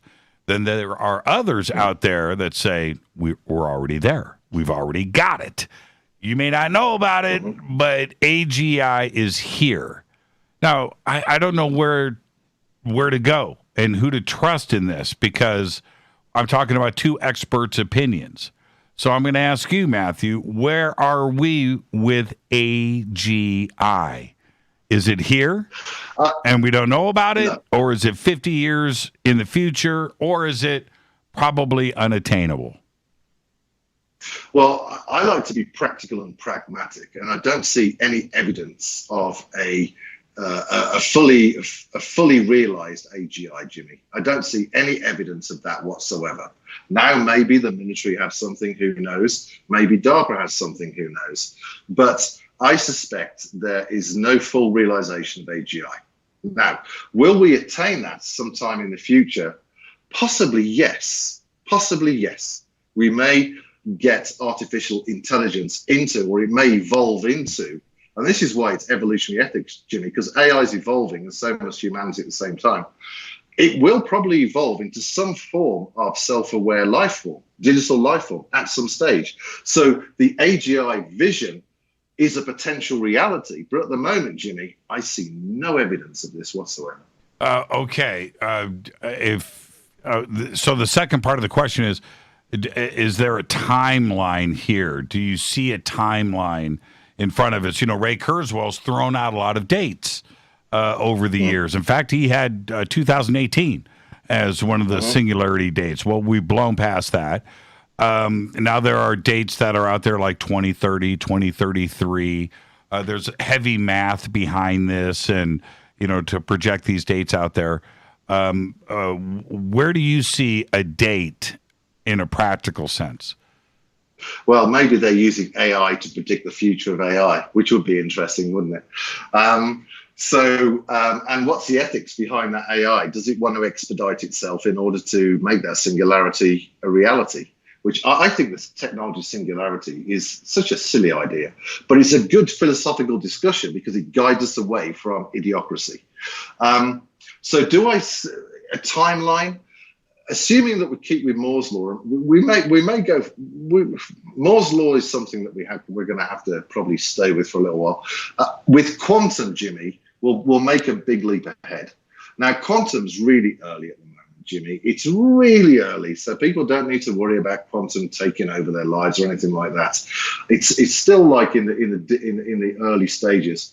So I would suspect by 2030 we'll start to see some very robust quantum computing development. I think we'll probably start to see AI going even faster in 2030. So it may well be that 2035 will start to have these real discussions where AGI is a real potential reality, and then we have to come to the table. So I'm going to say around about 2035, Jimmy. 2035. How do we make sure, and it's not just China, it's a big worry. It's not just Russia, but it is Israel. It is Great Britain. It is Japan. There are countries around the world that are heavily vested into this and spending ginormous amounts of money. The amount of money that we are spending here in the United States on the development of AI, both private and in a government sense, we have got tens of thousands of people employed right now, laser focused on getting this done. How do we get the other state actors on board with an ethical panel to look at what AI needs to be in the future? How do we get them on board? Yeah, so there has been discussion or proposal about a kind of a World Council. And I know Sir Tim Berners-Lee talks about a World Council for the guarding the future of the internet. This is what I think is what will happen and what's needed. Each nation has its own problems, Jim. Our competition is not each other. Our competition is social inequity. Our competition is low wages. Our competition is lack of cultural diversity. Our competition is lack of partnership with the environment. So as we start to realize that our competition is not each other, but actually are other factors, then that helps us to come together. So I suspect that each nation will have its own AI ethics border, where only AI that complies with those ethics can be deployed within the nation. Then what we're going to see is the G20 companies, and maybe see a digital NATO, Jimmy, where we'll start to see the digital border come up against maybe as far as India, right? With all the countries, so forget about Russia, basically Canada and the United States, Mexico, and through into Europe and Eastern Europe, and then kind of coming around, there'll be a whole digital border that will be where ethical AI resides in there. It's kind of protection of democracy. And then we'll see China try and extend out its own communist maybe form of AI, Jimmy, into other countries. And we may see new forms of recolonization, digital colonization from these different democratic and undemocratic agendas. And so I think India is going to be in the middle of all this. And India will basically will be in the middle of a China communist agenda that's extending out across its different geographical footprints, and democratic AI which I talk about in the book, that extends out as far as it can amongst the NATO-friendly countries and the G20 countries. And so we could see a digital divide, a huge AI digital divide between different philosophies of what human society should be. What is more dangerous? A threat to, say, the United States or any other state actor, of course, but what's a bigger threat? Is it nuclear weapons and military, or is it achieving AGI? What's the bigger threat? What do we need to be worried about? Well, I think the biggest threat is human greed, but there we are. I hope you don't mind me saying that. So the biggest threat, is it AGI, or is it bad actors, if you like, bad AI coming in? Is that what you're saying? What do I need to be more worried about? Getting a nuclear bomb detonated over Los Angeles, or having right. AI come into my world deployed by China, shutting down everything in my life? Well, there are attempts to try and do that already in democracy from unbenevolent actors. As part of national security, Jimmy, there are dedicated teams in every democratic nation working with AI and cybersecurity to ensure our transportation, our energy grids, and the digital borders are protected. So this is already going on right now. Now, should we be more? And what we might see, Jimmy, is something as crazy as this: a rogue drone flying over a democratic country, dropping an ethical AI into the computing systems, or even coming from a satellite itself. These are real potential threats that we have to consider as part of democratic national security. I would be more worried around AGI than I would around nuclear weapons, to be honest. It's a frightening thought because, and what we didn't know in 1995, it's 25 years ago. That's it, 25 years ago. 1995 to me is yesterday, even though it's 25 years ago. What we didn't know in 1995, that every aspect of our lives would involve the internet. Most people don't understand. They think a smartphone, yes, it's involved in my life. No, you don't get it. It's food distribution, it's electricity, it's water, it's communications, it's news, it's traffic lights, it's ocean liners, it's everything in the world right now. Banking, mortgage, every single thing in the world is tied to the internet. All of it. There isn't anything that isn't today. And we didn't know that in 1995. And we jumped into it very quickly without any consideration of the future. Yeah, and that's a great observation. And so this is why we need to take Professor Stephen Hawking's advice and pause, because we have two destinies. One is artificial intelligence destroys humanity, which is the conversation we've had. And the other is artificial intelligence supports the advancement of our humanity and protects our future, right? So we have two choices, two polarities.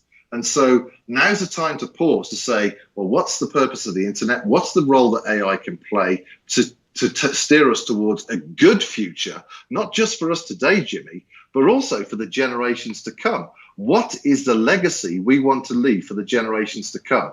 Is it kind of the shit pot we've got ourselves in the moment, or is it something that is a flourishing future where they have an opportunity to keep on advancing and be liberated from some of the real challenges that we face today? That's what we face. That's right. And we're going to take a break here in a second, but before we get there, has our fundamental DNA with our children and the generation underneath us that is now born with the ability to text, right? Have we altered the DNA of our future generations? Well, I think we're starting to reprogram their psychological profile, and we're already seeing the attention span and the ability of people to even read books reducing because it's instant gratification. Where has this come from? Big tech.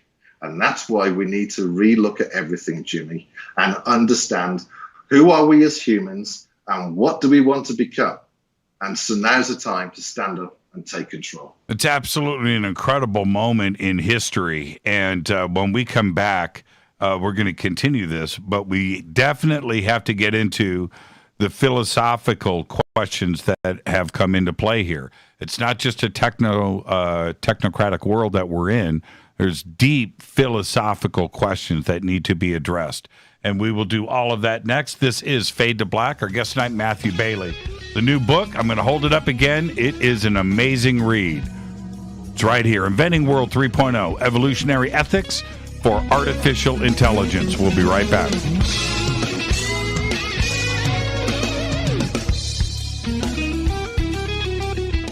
Hi everybody, this is Rob Halford, the Metal Guard on JimmyChurchRadio.com. This is KGRA Digital Broadcasting Station, Salt Lake City, Utah, Van Buren, Arkansas. Why is it we're not very good with our health regimen until it's too late? We don't put oil in the car until the engine blows up. When the body's out of balance, your health is not so good. Give your body some love. Log on to GetTheT.com. That's GetTheT.com. Try our Life Change Tea, which cleanses you from harmful intruders. A clean colon is one of the ways to bring the body in balance. We also carry organic supplements to help you get where you need to go. So do your body a favor. Log on to GetTheT.com. That's GetTheT.com. You can even visit our sales page to save some dough. Does anybody call money dough anymore? Anyway, if you're looking for short, helpful health tips, go to YouTube and punch in Health Matters Now. That's Health Matters Now. So, log on to GetTheT.com, shop, get balanced, then learn some cool tips at Health Matters Now. You'll be glad you did. That's GetTheT.com. Your contact for current news and trending topics. KGRARadio.com. This is Jimmy Church of Fade to Black, and I only drink Fade to Black blend coffee from Rivermoon. Just click on the Rivermoon Coffee banner at jimmychurchradio.com. Promo code F2B Blend. This is the only way forward. This is Fade to Black. Make contact. KGRARadio.com.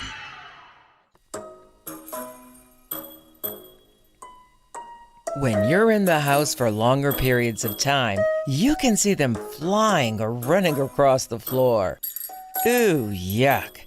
They're unhealthy, gross, and disgusting. Bugs. I loathe bugs. We keep a clean home, but occasionally bugs show up. Well, I found something that is tougher than bugs. Orange Guard. On contact, it kills hidden bugs, including ants, roaches, and fleas. Plus, Orange Guard is a residual repellent. All of the ingredients of Orange Guard are on the FDA generally recognized as safe list. Orange Guard may be used around food, humans, and pets. It comes with a 30-day money-back guarantee. Orange Guard, available at orangeguard.com, Whole Foods, and Ace Hardware.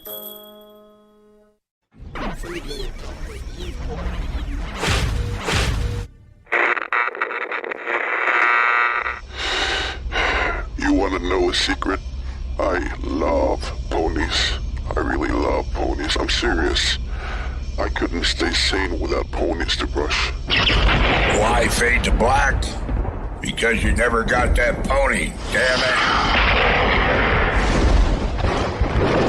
it. This is Fade to Black with Jimmy Church on the Game Changer Radio Network and KGRA, the Global Radio Alliance.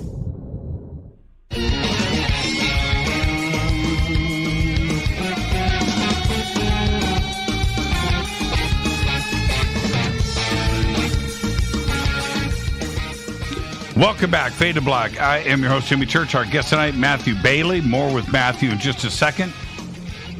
What a great show, artificial intelligence, and this is the perfect point for me to tell you about Virtual Shield VPN.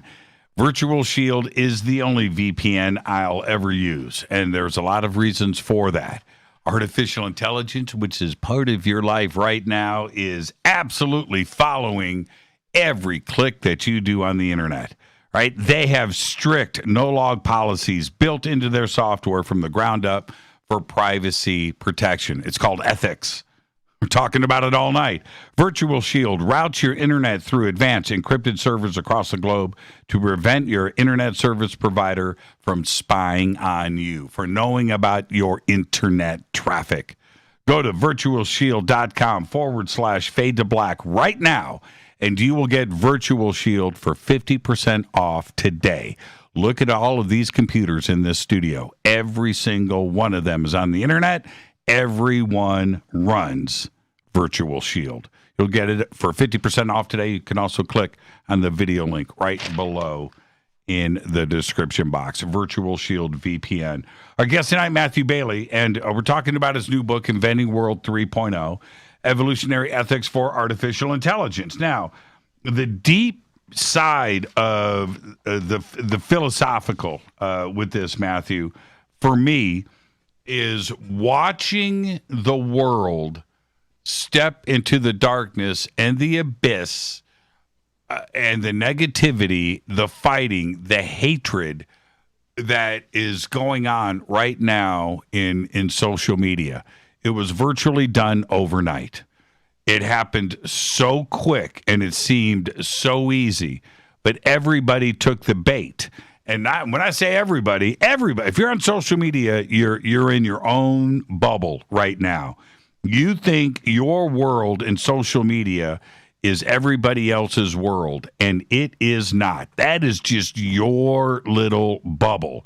And it is so ingrained now, philosophically, that you can't change people's minds. You can't warn them about this, and they are in denial. It's crazy. We went down this into the darkness so quickly. How did that happen? Well, first of all, it's a great question and a very good observation. The darkness is always a guide into the light, is it not?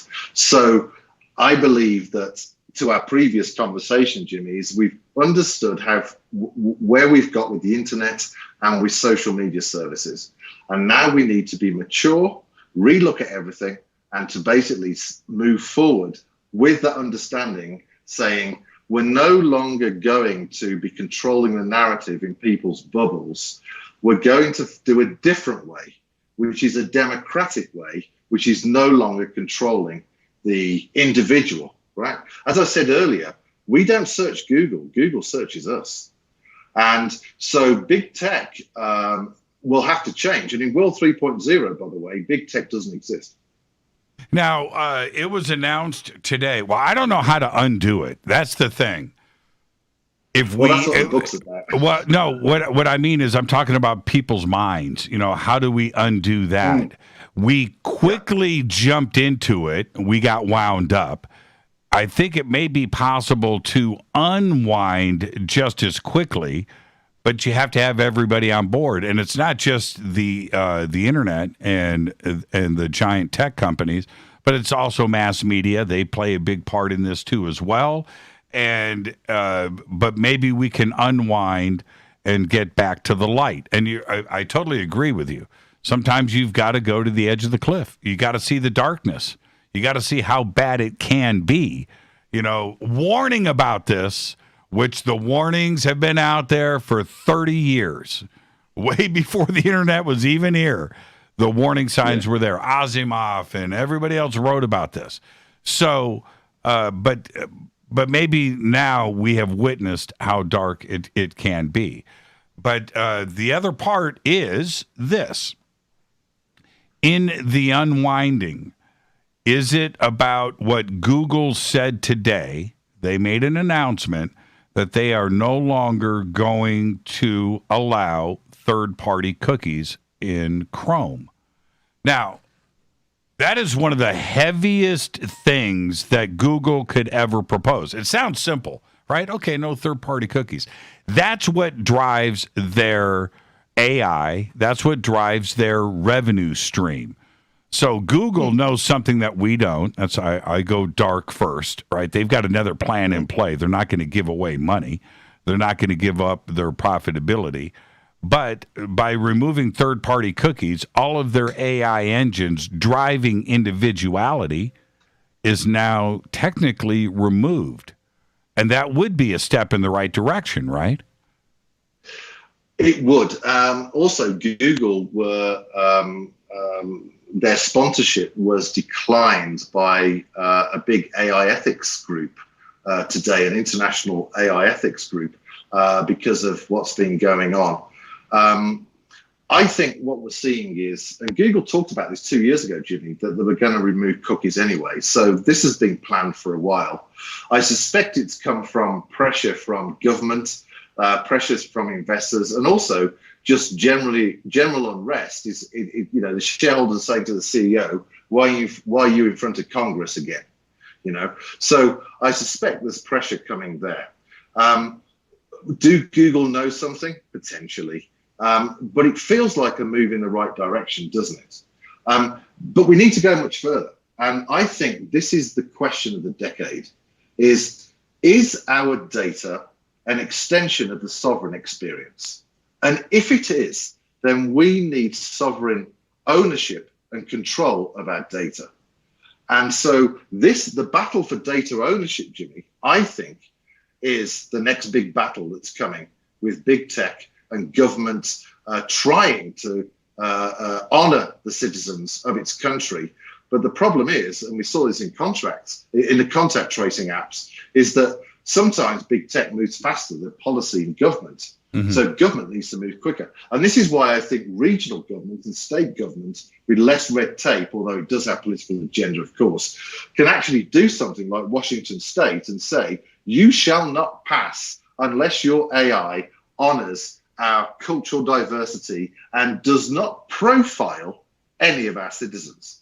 So I think it's a mixture of a number of factors, Jimmy. I think it's shareholder pressure, government pressure, and maybe, who knows, maybe Google now realizes that it needs to become an ethical company because of all the press it's getting and all the bad karma, if you like, coming its way. Should I be able to not only own my data, but shouldn't I be able to sell it? Trade it, yes. So you might want to trade it for a microsecond in return for something, maybe for a millisecond. There will be a new trading kind of a platform, but you'll have agency over your data, Jimmy. So you can say, I'd like to trade my data for 1 millisecond because I want a purple guitar behind me, right, on my stage. And it's a good transaction, right? You gotta use the guitar metaphor, don't you?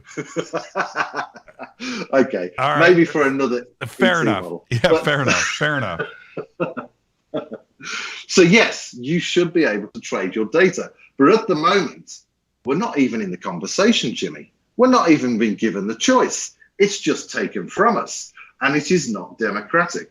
So I think this is the big conversation. And in World 2.0, we start to develop these new governance laws where you have agency over your data and start to trade it because you're involved in the trading for services you want in your life. Maybe it's for 2 milliseconds to get one of the famous coffees you talk about, Sure. And I saw a bunch of research a couple of years ago, which was one of the most eye-opening, and I spoke about this quite a bit here on the show, was that not only is data valuable, but to all of the big companies that you would never even think of, it's their most profitable part of the company. And I'm talking about AT&T, for instance. AT&T, your data for AT&T is way profitable because all they're doing is there's no hardware involved. There's no manufacturing involved. There's no logistics involved. There's no shipping involved. It's just software that is sold to the highest bidder, and they sell it to everybody. And that is where the real profits are. And it goes across the board, doesn't it? Yeah, it does. And this is, you've now got to the heart of the matter of how citizens can now be empowered. Without data, AI cannot exist. So this is why it's important for citizens to take back ownership of their data and for government to give it back in order for the general public to be able to trust government again and trust business again, because they're seeing how their data is used in every aspect, and then they can really innovate ethically. But the data that's owned by the citizens, or should be, is what gives life to artificial intelligence. It puts the oxygen inside it, Jimmy. So the general public have always had control over the future of artificial intelligence. And we always hear the reference going back to 1984 and George Orwell and where we are as a society today. Again, being warned about everybody.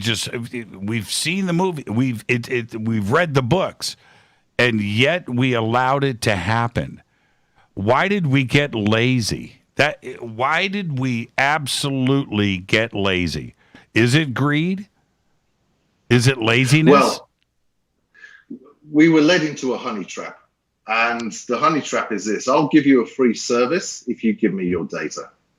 And so it was a honey trap to a certain extent. Now, was there deliberate intent into the honey trap? Probably not. I suspect a lot of big tech are probably still understanding artificial intelligence and what it actually means. And I'm sure there's actually a lot of conversations inside big tech saying, it's not doing well here and we need to do better. I hope those conversations are going on. But we've kind of sold our soul, haven't we? Our digital soul to big tech for, services that give us a good feeling for a moment through clickbait, or, more clicks on a particular video, or seeing an image that makes us feel good because they know our psychological profile. We've sold our digital soul into a honey trap. And the deeper philosophical side of that is that it's opium for the masses. We get that chemical change in our brain, the satisfaction, the addiction, the fix, if you will, right? We love it. We need more of it. We got to screen time. We need more. And big tech figured that part out. Is that the craziest thing ever? The meetings and the development of this that went on, the darkness of the content of those meetings on how to, because it's all about profits in the end. We've got to figure this out. We need everybody to ignore their family and friends, their life, their jobs, their pets. Stop cleaning their houses. They need FaceTime. And they figured out a way to make that a drug because we get so much satisfaction out of it. As crazy as that is, that's the truth. It is the truth. You're absolutely right. And so this is why I wrote the book, because humanity is not at rest, Jimmy. We're not at rest. Our screens, our emails, our attention is always being pulled into big tech experience. So this is why in World 3.0, AI, our personal AI, puts us at rest because it deals with all that on our behalf. Less screen time because it's being more intelligent in what benefits us. It connects to those that are really important to us. It makes sure our mental health is really good. It makes sure that we're flourishing in our gifts and in our dharma. So AI itself can help us to get away, Jimmy, from big tech AI. Should there be a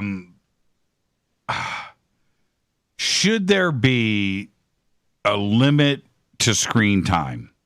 In other words, right here, I've got the latest and greatest iPhone, right? Nice, big. I got the Super Max or whatever they call it. I need to make sure I can see everything with my old eyes, and it's the perfect. It's like the last device I'll ever need to own, right? I've convinced myself of that. What if I could only have 60 minutes a day of social media? I can make all the phone calls I want. I can text. Social media, 1 hour a day. I think that's a great idea. What do you think that would do to the energy levels of the individual and to the overall energy levels of the United States of America? You know, my kids would lose their minds. But that's where we find ourselves at. I mean, I'm just thinking outside of the box. There's plenty of people out there that are going, no, what?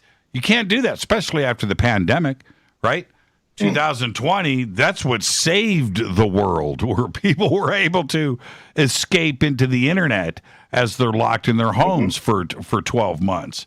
But I'll say this. I spend 3 hours a night interviewing somebody. I'm not on the internet. I'm not. I'm just having a conversation for 3 hours with somebody. Who does that today? Nobody, right? And I can look back at the last 8-10 years that I've done this show, going back to 2008, where I am able to escape the internet for 3 hours a day and learn and have a conversation with somebody. And I'm telling you, it's fundamentally changed me, right? And I can see that. I can feel it.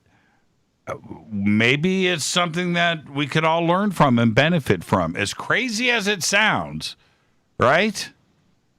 Yeah, this is brilliant. This is absolutely fantastic, because you've hit the nail on the head. Is how do we nurture our own well-being, and having the awareness that you show to say, actually, this is how my life's improving, shows great awareness. And so how do we bring this to the population?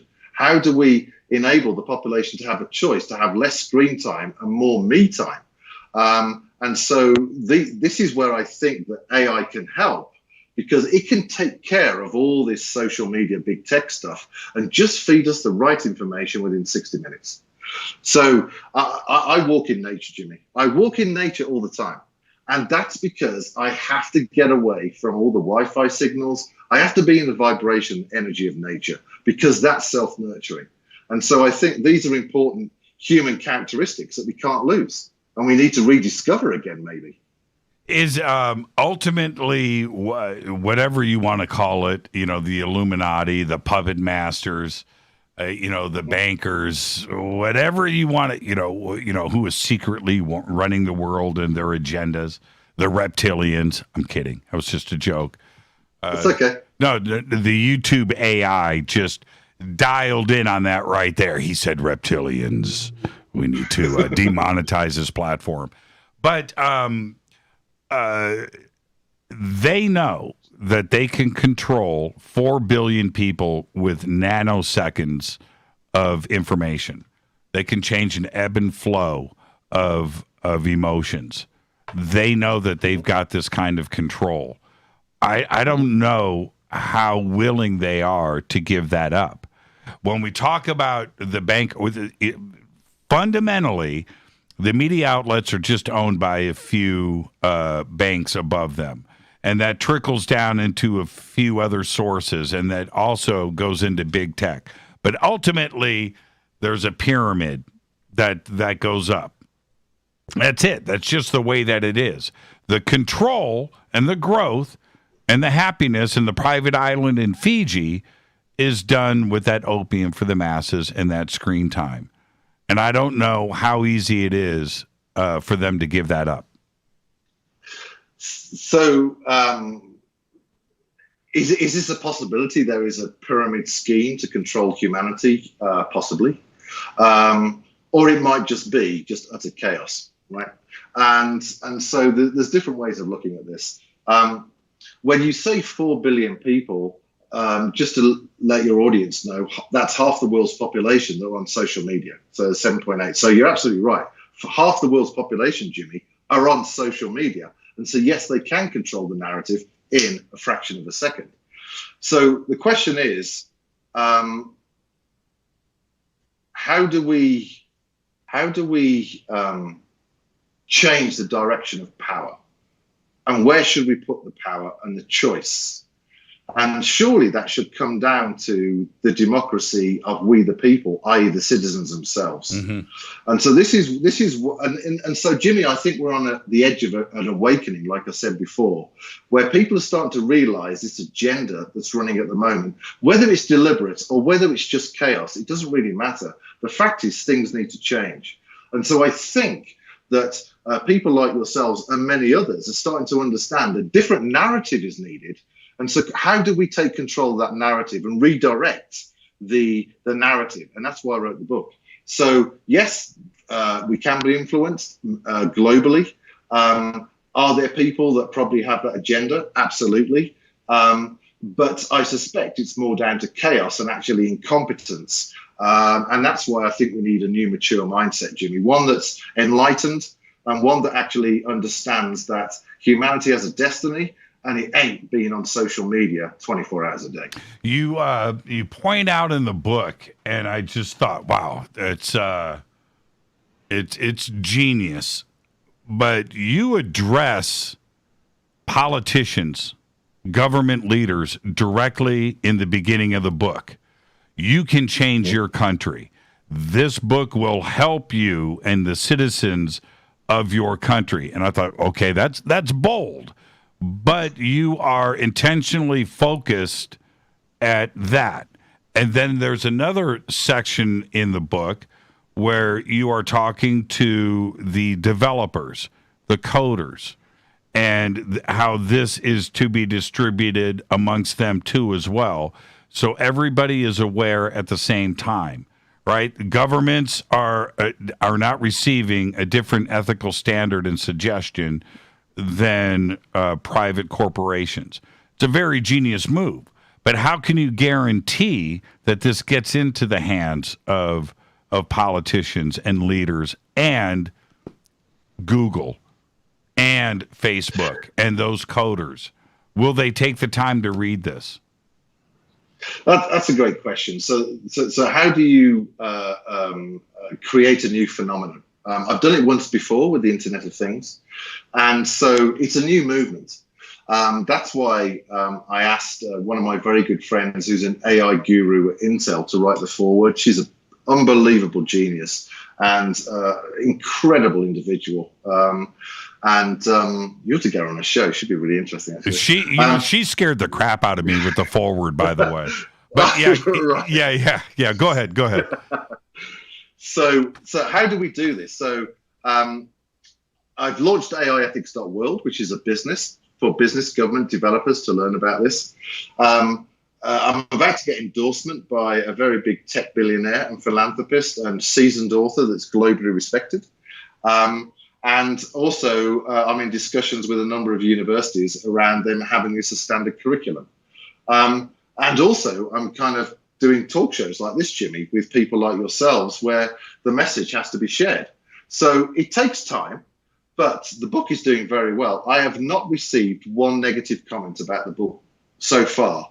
And it's gone to hundreds and hundreds of people. Hundreds and hundreds of people have bought it, and it's just growing more and more. So people are starting to understand that there's a new way for our culture to move forward in its diversity. So it's taking time, but we're getting there. It's Catalin Walcott, by the way. And check this out. CTO, Ambient Science for the Intel Corporation. Right? It's a strong, it's a strong forward to the book. The other, and I want to get you back on the show. We're out of time, but the Internet of Things, which we didn't get into tonight, I want to invite you back so we can discuss that. When I have a very close friend, he writes code, and he had told me, this is about 7 or 8 years ago, that he was writing code for a Bluetooth razor, right? Now, way before anybody was talking about this, and then a bathroom mirror. And I thought about why would somebody need a connected well, you know what? It wasn't the razor that scared me. It was that if it's the razor, then it's everything else. right? It's everything else. And it is. You're right. It's a scare. And it happened. It happened quickly. That was like 2014, and I laughed it off. Right? Here we are in 2021, and there are people out there listening to me right now where everything in their home is smart. Not my home. Yeah, it's a real challenge. And if you look at all these different, you see, we've been sold into this experience. So, for example, smartwatches, Jimmy, like Fitbit and others, right? You don't own that data, by the way, but they're getting data on your well-being, and they're putting it together in AI algorithms to resell without your knowledge, and also to use for other types of services. So this whole agenda of we want you to do well, and we get all these services, how quickly we're running, our heartbeat is, how healthy we are, but we're selling our data sovereignty for that. Now, that may be a good trade, but there's very little they don't know about us, Jimmy. When somebody says to me that, I've just signed off the internet, I'm going to go jump in my car, all right, I'm in a safe zone. No, you are not. No, you are not. They know you just left your home. They know where you are driving to before you start your car. That is... Well, people don't get exactly that. Right. Yeah, they don't get it. How much petrol's in the car? When was it serviced? What's the potential? Where you're probably going to head to? They're tracking you on Google Maps. They're tracking you through the cellular mathematics of triangulation. There's all sorts of different apps that are tracking you. They're looking ahead, see if they can sell you something if you go into a town, because they know you haven't eaten for a certain amount of time, and they know your favorite food's pizza or burger or maybe a coffee. Yes, Jimmy, this is here. It's reality. It's reality. You go to the supermarket on whatever day, and your stuff is rung up, and you run your credit card. Everything you bought, when you bought it, and how you bought it is now tagged. That's it. They know. They know, man. They know. It's fascinating to me. You know what? Screw the break. I'm having too much fun. I remember I go out and I get in my car and I'm driving to a radio station to go to work. It's not that long ago. And I get in the car and I start it up, and it literally said 10 minutes to the radio station, traffic's clear. Like, how say what? Right? And I was blown away. I was absolutely, it freaked me out. I get to the radio station, I get on the air that night, and I start talking about this. And I sounded like I was a virgin, like I hadn't experienced this before, and I thought I was breaking the news to the world. It was fascinating to me to get the reaction from everybody. Yeah, it happens to me every day. I get in my car and there it is. It knows where I'm driving. You know, that's where I was driving, Matthew. What if I was driving somewhere else? What if I threw it off? It crossed my mind. It literally crossed my mind. You're going in the wrong direction. Turn your car around. It's like, wow. Yeah, it plays games. Yeah, it plays games with you. This is the reality, Jimmy. And, I hear all the time stories where people have had a thought, literally a thought, Jimmy, and all of a sudden that appears on YouTube. Now, that's an interesting scenario. Well, look, that's reality, and I know. I'm so disturbed by that. When it got to the point where I started to see this happening in my life, I'm talking about it on the air. I see what's happening. I see stuff popping up in my news feed that I know is completely private information. I mean, way out there stuff, way beyond coincidence. Okay, I'll give you an example. I was at a vacation home with my family. And I said, I believe this is how it went down. And I said to Rita, my wife, I said, wow, look at this braided steel cable on the patio here for the railing. It's beautiful. That's great, right? Couple of days later, next day, and I get in my new. That was a conversation. That wasn't that braided steel cable. I get an ad on Facebook for beautiful braided steel cable for your balcony. Now, wait a minute. Who advertises? Who is right now? And I'm staring. I go, Rito, you got to see this. Look. That wasn't a web search. That was a private conversation. Well, what's interesting is the AI that's in your mobile phone, Jimmy, may be listening in. Mm-hmm. And so that's the way they probably got it to you. Unless there's an alien spacecraft kind of tuning in somewhere. Well, I remember when Zuckerberg was getting interrogated a couple of years ago at Congress, Senate. And one of the representatives said, look, this has happened to me. And one of the people that works for me was telling me today that a private conversation that they were having showed up in advertising on the phone. Are you guys listening in? And Zuckerberg, no, not that I know of. I don't think. And he was, I could tell, he was scrambling. Right. But to have a representative on Capitol Hill bring this up when I'm talking about it and my friends are talking about it, this is a reality. And they can deny it all day long. But no, braided steel cable does not show up in an ad on my Facebook feed by coincidence. That's exactly right. And it may be Facebook listening in, or it may be the handset manufacturer that's listening in and passing that information onto Facebook. We know big tech collaborates amongst itself. Is it a monopoly? I don't know. And we also know that big tech is probably going to get broken up in the near future, I think. But they are listening in, and we have to assume that. Now, Jimmy, I play games. I play games with my Alexa around the house. I play games with AIs, and I test it all the time, right? For a number of reasons. I remember I was on the phone to the British consulate once, and I was in the mountains, Jimmy. I was at 8,000 feet. It was a snowy day. There was 6 foot of snow everywhere. There was no traffic other than the trees and maybe the birds. And I'm on the phone to the British consulate, and all of a sudden, a sheriff drives past the house. I then asked them, are you listening in?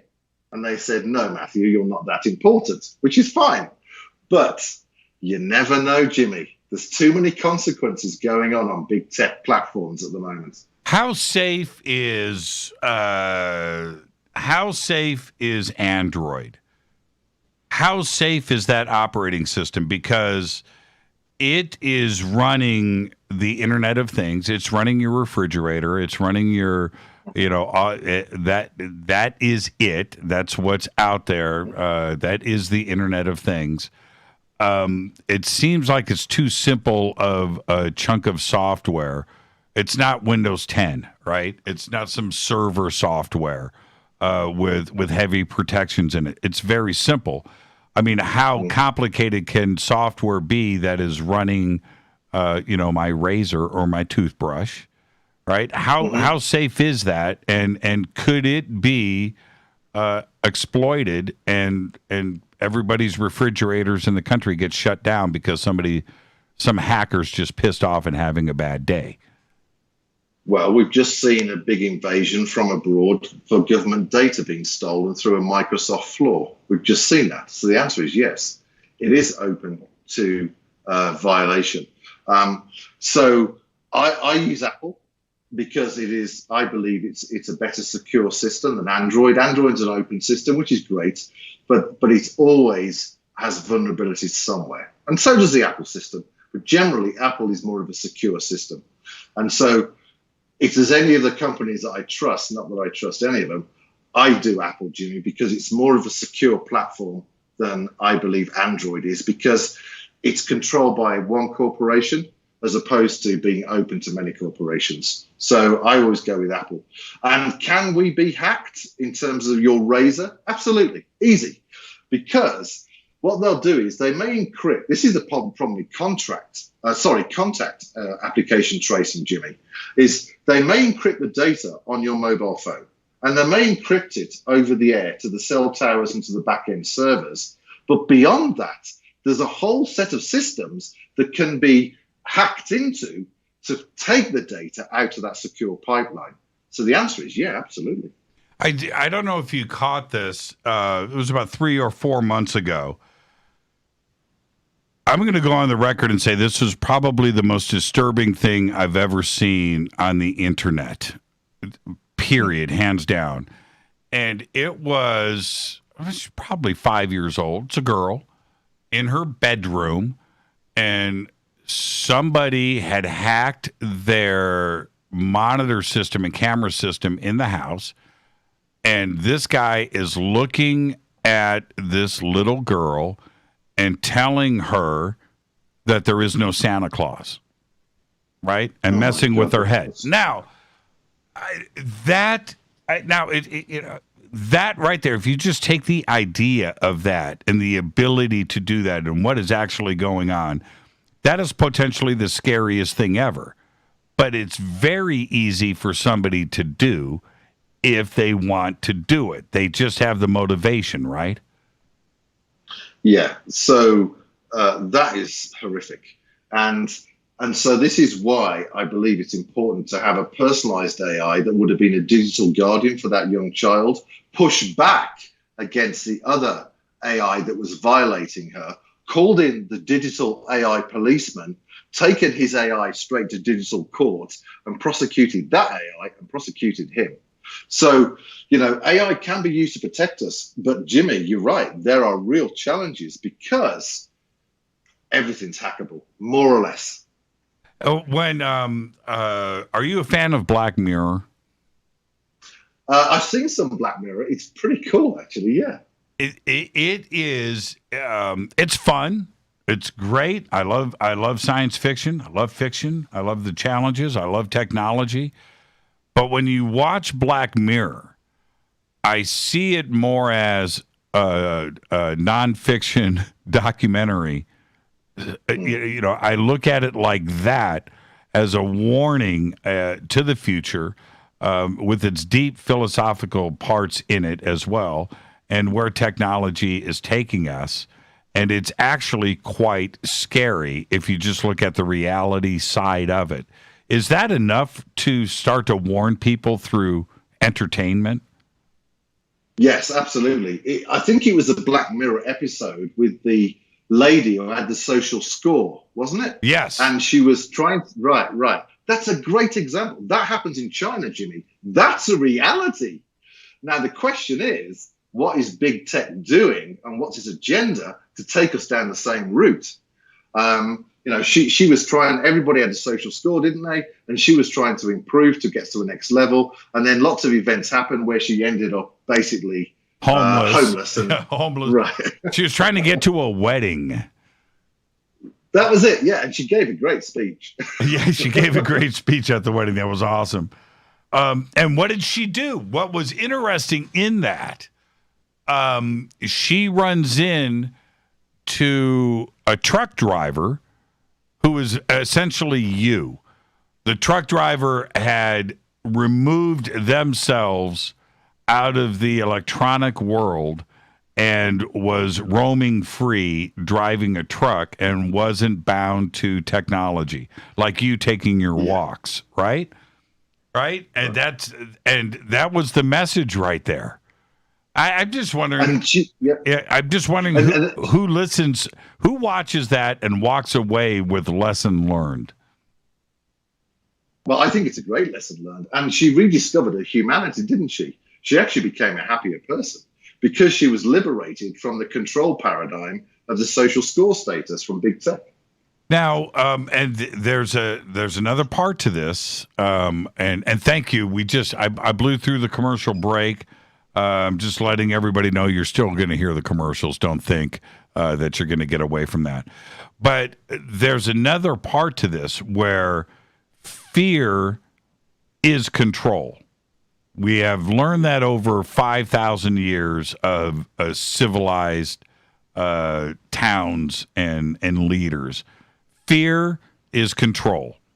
Fear is a way to continue life because you're controlling.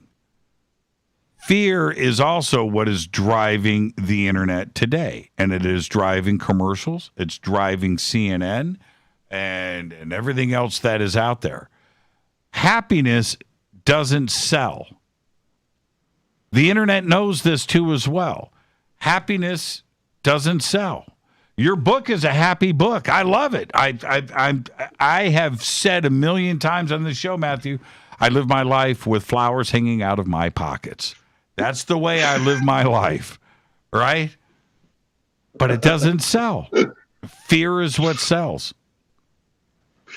So we could say that selling peace is actually the biggest phenomenon in the world. Like, for example, Buddhism. It's a great marketing machine because it sells peace, right? So, but fear is probably the biggest driver for selling, isn't it? It's that fear of missing out. What do they call it? FOMO or something, Jimmy? Yes. And right, it's like you need a beer now because you don't have a beer, and therefore you're missing out on a beer. And it makes you a man because you're watching a football game, blah, blah, blah, blah, blah, right? Or you need these shoes because they're the latest shoes from this brand person that is someone you aspire to be, rather than coming back into your own sovereignty and celebrating who you are. You're absolutely right. Apart from peace, fear is the biggest seller in the world. Matthew, thank you so much. How can everybody reach out to you? They can reach out to me on aiethics.world, or they can write to me at my Matthew at MatthewJamesBailey.com. Thank you so much. And I do want to have you on again to cover the Internet of Things, which is, along with AI, probably the biggest. This is talking about driving markets, driving money, right, driving income. If you want a startup company right now, it's the Internet of Things. How are you getting involved in that? And when you look at the Internet of Things, that is the basis of nearly all of the sales on Amazon today. It's all the Internet of Things. Everything is connected. Everything. That is the explosion of selling more TVs and your smart watches, your smart shoes, your smart everything. Everything is smart today. So I want to bring you back to cover that too as well. Thank you so much. What a great conversation tonight, Matthew. Thank you very much, Jimmy. I've enjoyed it. Thank you very, very much. And I want to, I'm just going to say this really quick. I want to thank our good friend Jay Widener for this evening too as well. And I know he's listening. Thank you, Jay. Thank you, Matthew. Behave and be well, and go change the world, my man. You're doing a good job. Thanks very much, Jimmy. Great conversation. Matthew Bailey. It's aiethics.world. The links are over at jimmychurchradio.com and matthewjamesbailey.com. Links are over there. The book is Inventing World 3.0, Evolutionary Ethics for Artificial Intelligence. I'm your host, Jimmy Church. I'm going to take a quick break, and I'll be right back. Stay with us.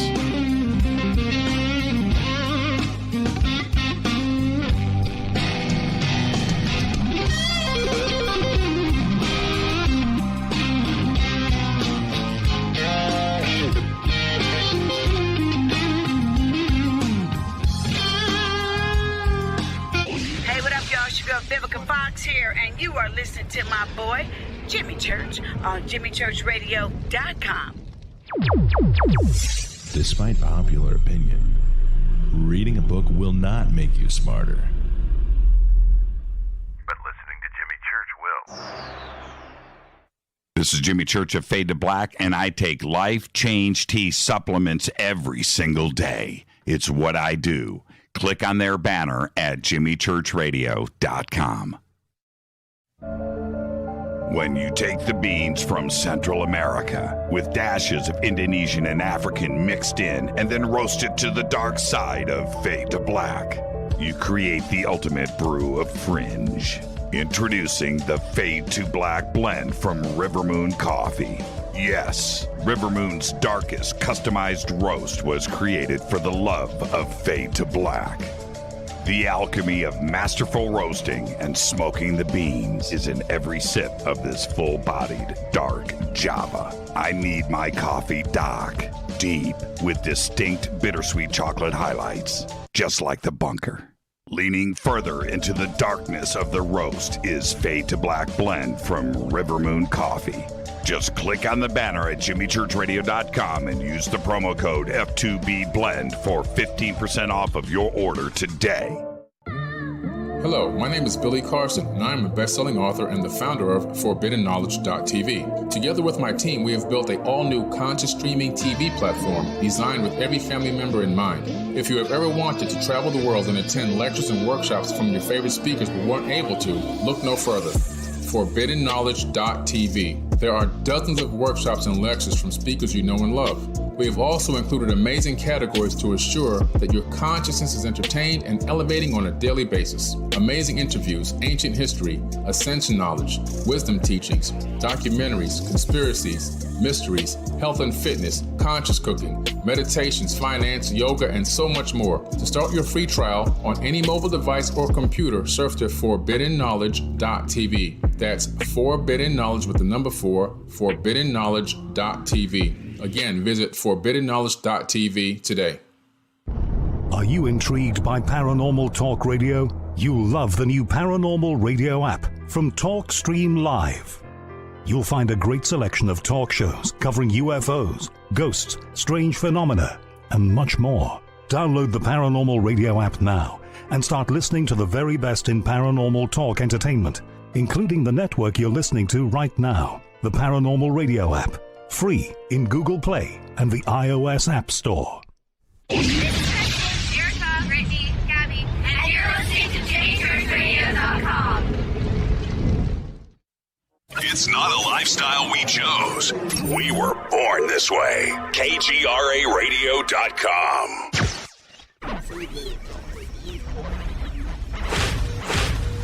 This is KJCR at JimmyChurchRadio.com.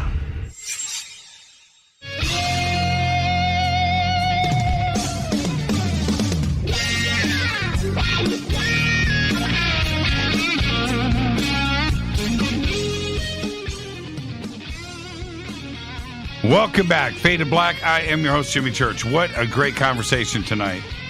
The book is a page turner. It's really, really well done. Inventing World 3.0.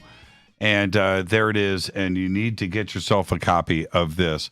And, you know, going back to some of the documentaries and things that I have suggested for all of you to go and just become aware of what is actually going on out there. Artificial intelligence is part of our lives today. And if you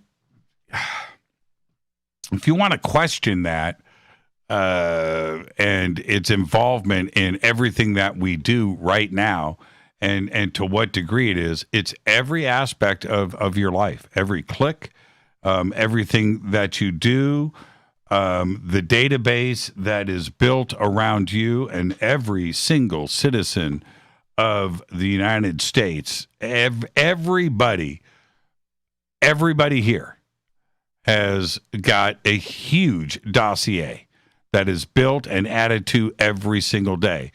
And the artificial intelligence out there, which works tirelessly, this is the fascinating part about all of this, is that it is able to and does literally analyze everybody. There's no way to escape it. Everything is analyzed and looked at. All of it. Everybody. You are not isolated. You are not unique. Don't even think that. That is the craziest part about all of this. And it is able to, not only once this is built around you, and it is, and the amount of data, I'm talking about terabytes on you. You've got a file that, you know, and for the suggestion out there to be the internet knows more about you, than your family. That is 100% true. That is a fact. It's a fact. And down to the individual level, when you look at 350 million people in this country, down to the individual, your existence on the internet is just your experience. Nobody else has the experience that you do. Nobody else has got the news feed that you do. Nobody else gets the advertising that you do. Nobody else gets the projections than you. What is it that you want to read? It knows what you want to see, and it gives that to you. And you think that everybody else is watching Channel 7 at that moment, and everybody's getting the same information. No. It is completely laser focused on you. You live in a bubble. It doesn't matter who you are. It doesn't matter. If you think that your thought patterns, the way that you look at life and everything else, everything, and it's politics, it's religion, it's food, it's products, everything, you think that everybody else thinks the way that you do. It's not the way that it is. It is not. It is not. And you develop a thought pattern, you develop a lifestyle, you develop questions and reactions and statements in your conversations that you have with everybody, thinking that everybody else understands you. And that's not what is going on. It's simply not. It's simply not. You may think that you're the most informed, that you've got it all together, and it is a computer generated reality. That's it. And it ventures out into the programming that you're watching, because that is this, and you've developed friends and relationships and things on the internet. That's all brought to you because of your habits and the things that you say, the things that you type, the things that you post. All of that is analyzed. All of it. All of the words. All of the personality traits. Everything. And the next thing you know, you're in this bubble. And they know how to manipulate it. And they know more about you than you do. That's it. That is the facts, and that's where we are today. How do we get ethics back into to prevent all of this? I don't know how to unwind it. I don't know. We went down the dark path very, very quickly. It was instantaneous. We went right to the edge of the cliff in the dark, not knowing where this was going to take us. And we went right there fast. So can we undo it just as quickly? I don't know. Let's go to the phones. Hi, you're live on Fade to Black. Who's calling? Hi, Jimmy. It's Deb. Hi, Deb. The girl that lives in a bubble. Hi. Yeah. No, not anymore. No, you know what? I'm sorry. Go ahead. How's your bubble treating you? My bubble's burst. It's been burst. Because I've followed a lot of the stuff that, you've told us about a lot of this. I watched The Social Dilemma. I also watched a documentary called Shadowgate, which was done by two NSA whistleblowers who used to write the code and work for John Brennan, and they came out and told everything about how they originated all this, and it goes much deeper than Social Dilemma. And I tweeted it out one night for the Fadernauts to watch, and I'll retweet it again if anyone's interested in looking at it. But yeah, so we've been manipulated for so long. And one of the tips I recently got was to do things and Google things that you normally wouldn't do for you, like Google kids' toys and things that you're not interested in, because that will help them, or that will mess them up when they're trying to profile you. So go down paths you normally wouldn't go, and it'll mess up their algorithms when they're trying to profile you. which I thought was kind of interesting advice. So I've started doing it. I've been doing that for a long time. I do that for my own reasons, but it's interesting for me to see the algorithm respond to certain things that I go out there and do. I know that the internet and the AI must really trip on somebody like me, because I don't go out into strange areas. And so I don't do any of that. And most of, how do I say this? I don't click. I never, ever click on any ad in any news feed. Not even once. Not even once. It's worthless to them. And what I will do is I will constantly mess with it. And maybe it's a watch ad, and I'll literally say, I don't want to see this. And it's thrown them off because they know I'm going to watch websites and I'm looking at watches, right? Or guitars. Right. But I'll throw the algorithm off. I'm not interested. I don't want to see this. And sometimes I'll just go down my news feed and I'll click on every ad and say, I don't want this. I don't want this. I don't want this. I don't want this. I'll spend a half hour doing that just to mess with it. 10 steps ahead. 10 steps. That's right. 10 steps ahead. Fight back. No, that's I think that our TVs and everything, they don't only listen to us. I think they can see us too. They're like you illustrated with the little girl in the bedroom, and he was watching her and then talking to her, telling her about Santa, so they can see us too. Yeah. I've got black tape on everything. I don't have any cameras exposed anywhere. I could almost. I can't right now, but on these two laptops right here, the cameras have black tape over them. I've got these three cameras that are sitting over here, and I cover those when I'm not on the air. I don't want to be sitting here in the bunker and have somebody hack in or turn that stuff on. But no, that's it. I don't play around with any of that. I can't do anything about the security system at our home. I've got 15 seconds I got to run. But the security system that runs to the perimeter of our house, can't cover those. I need those cameras, Right. But other than that, everything inside of our home is not smart. I've gone the opposite direction. I don't want, there is no Alexa. There are no smart monitoring anything inside of our home. It doesn't exist. And with that, I got to run. Keeps the fee out of your house. Hey, I'm going to tweet for you tonight, Jimmy. I had sent a voodoo doll, Zuni doll movie from a long time ago. It's only 20 minutes long. I want you to watch it. Okay. Seriously. It's great. All right. I'll check it out. Have a good night.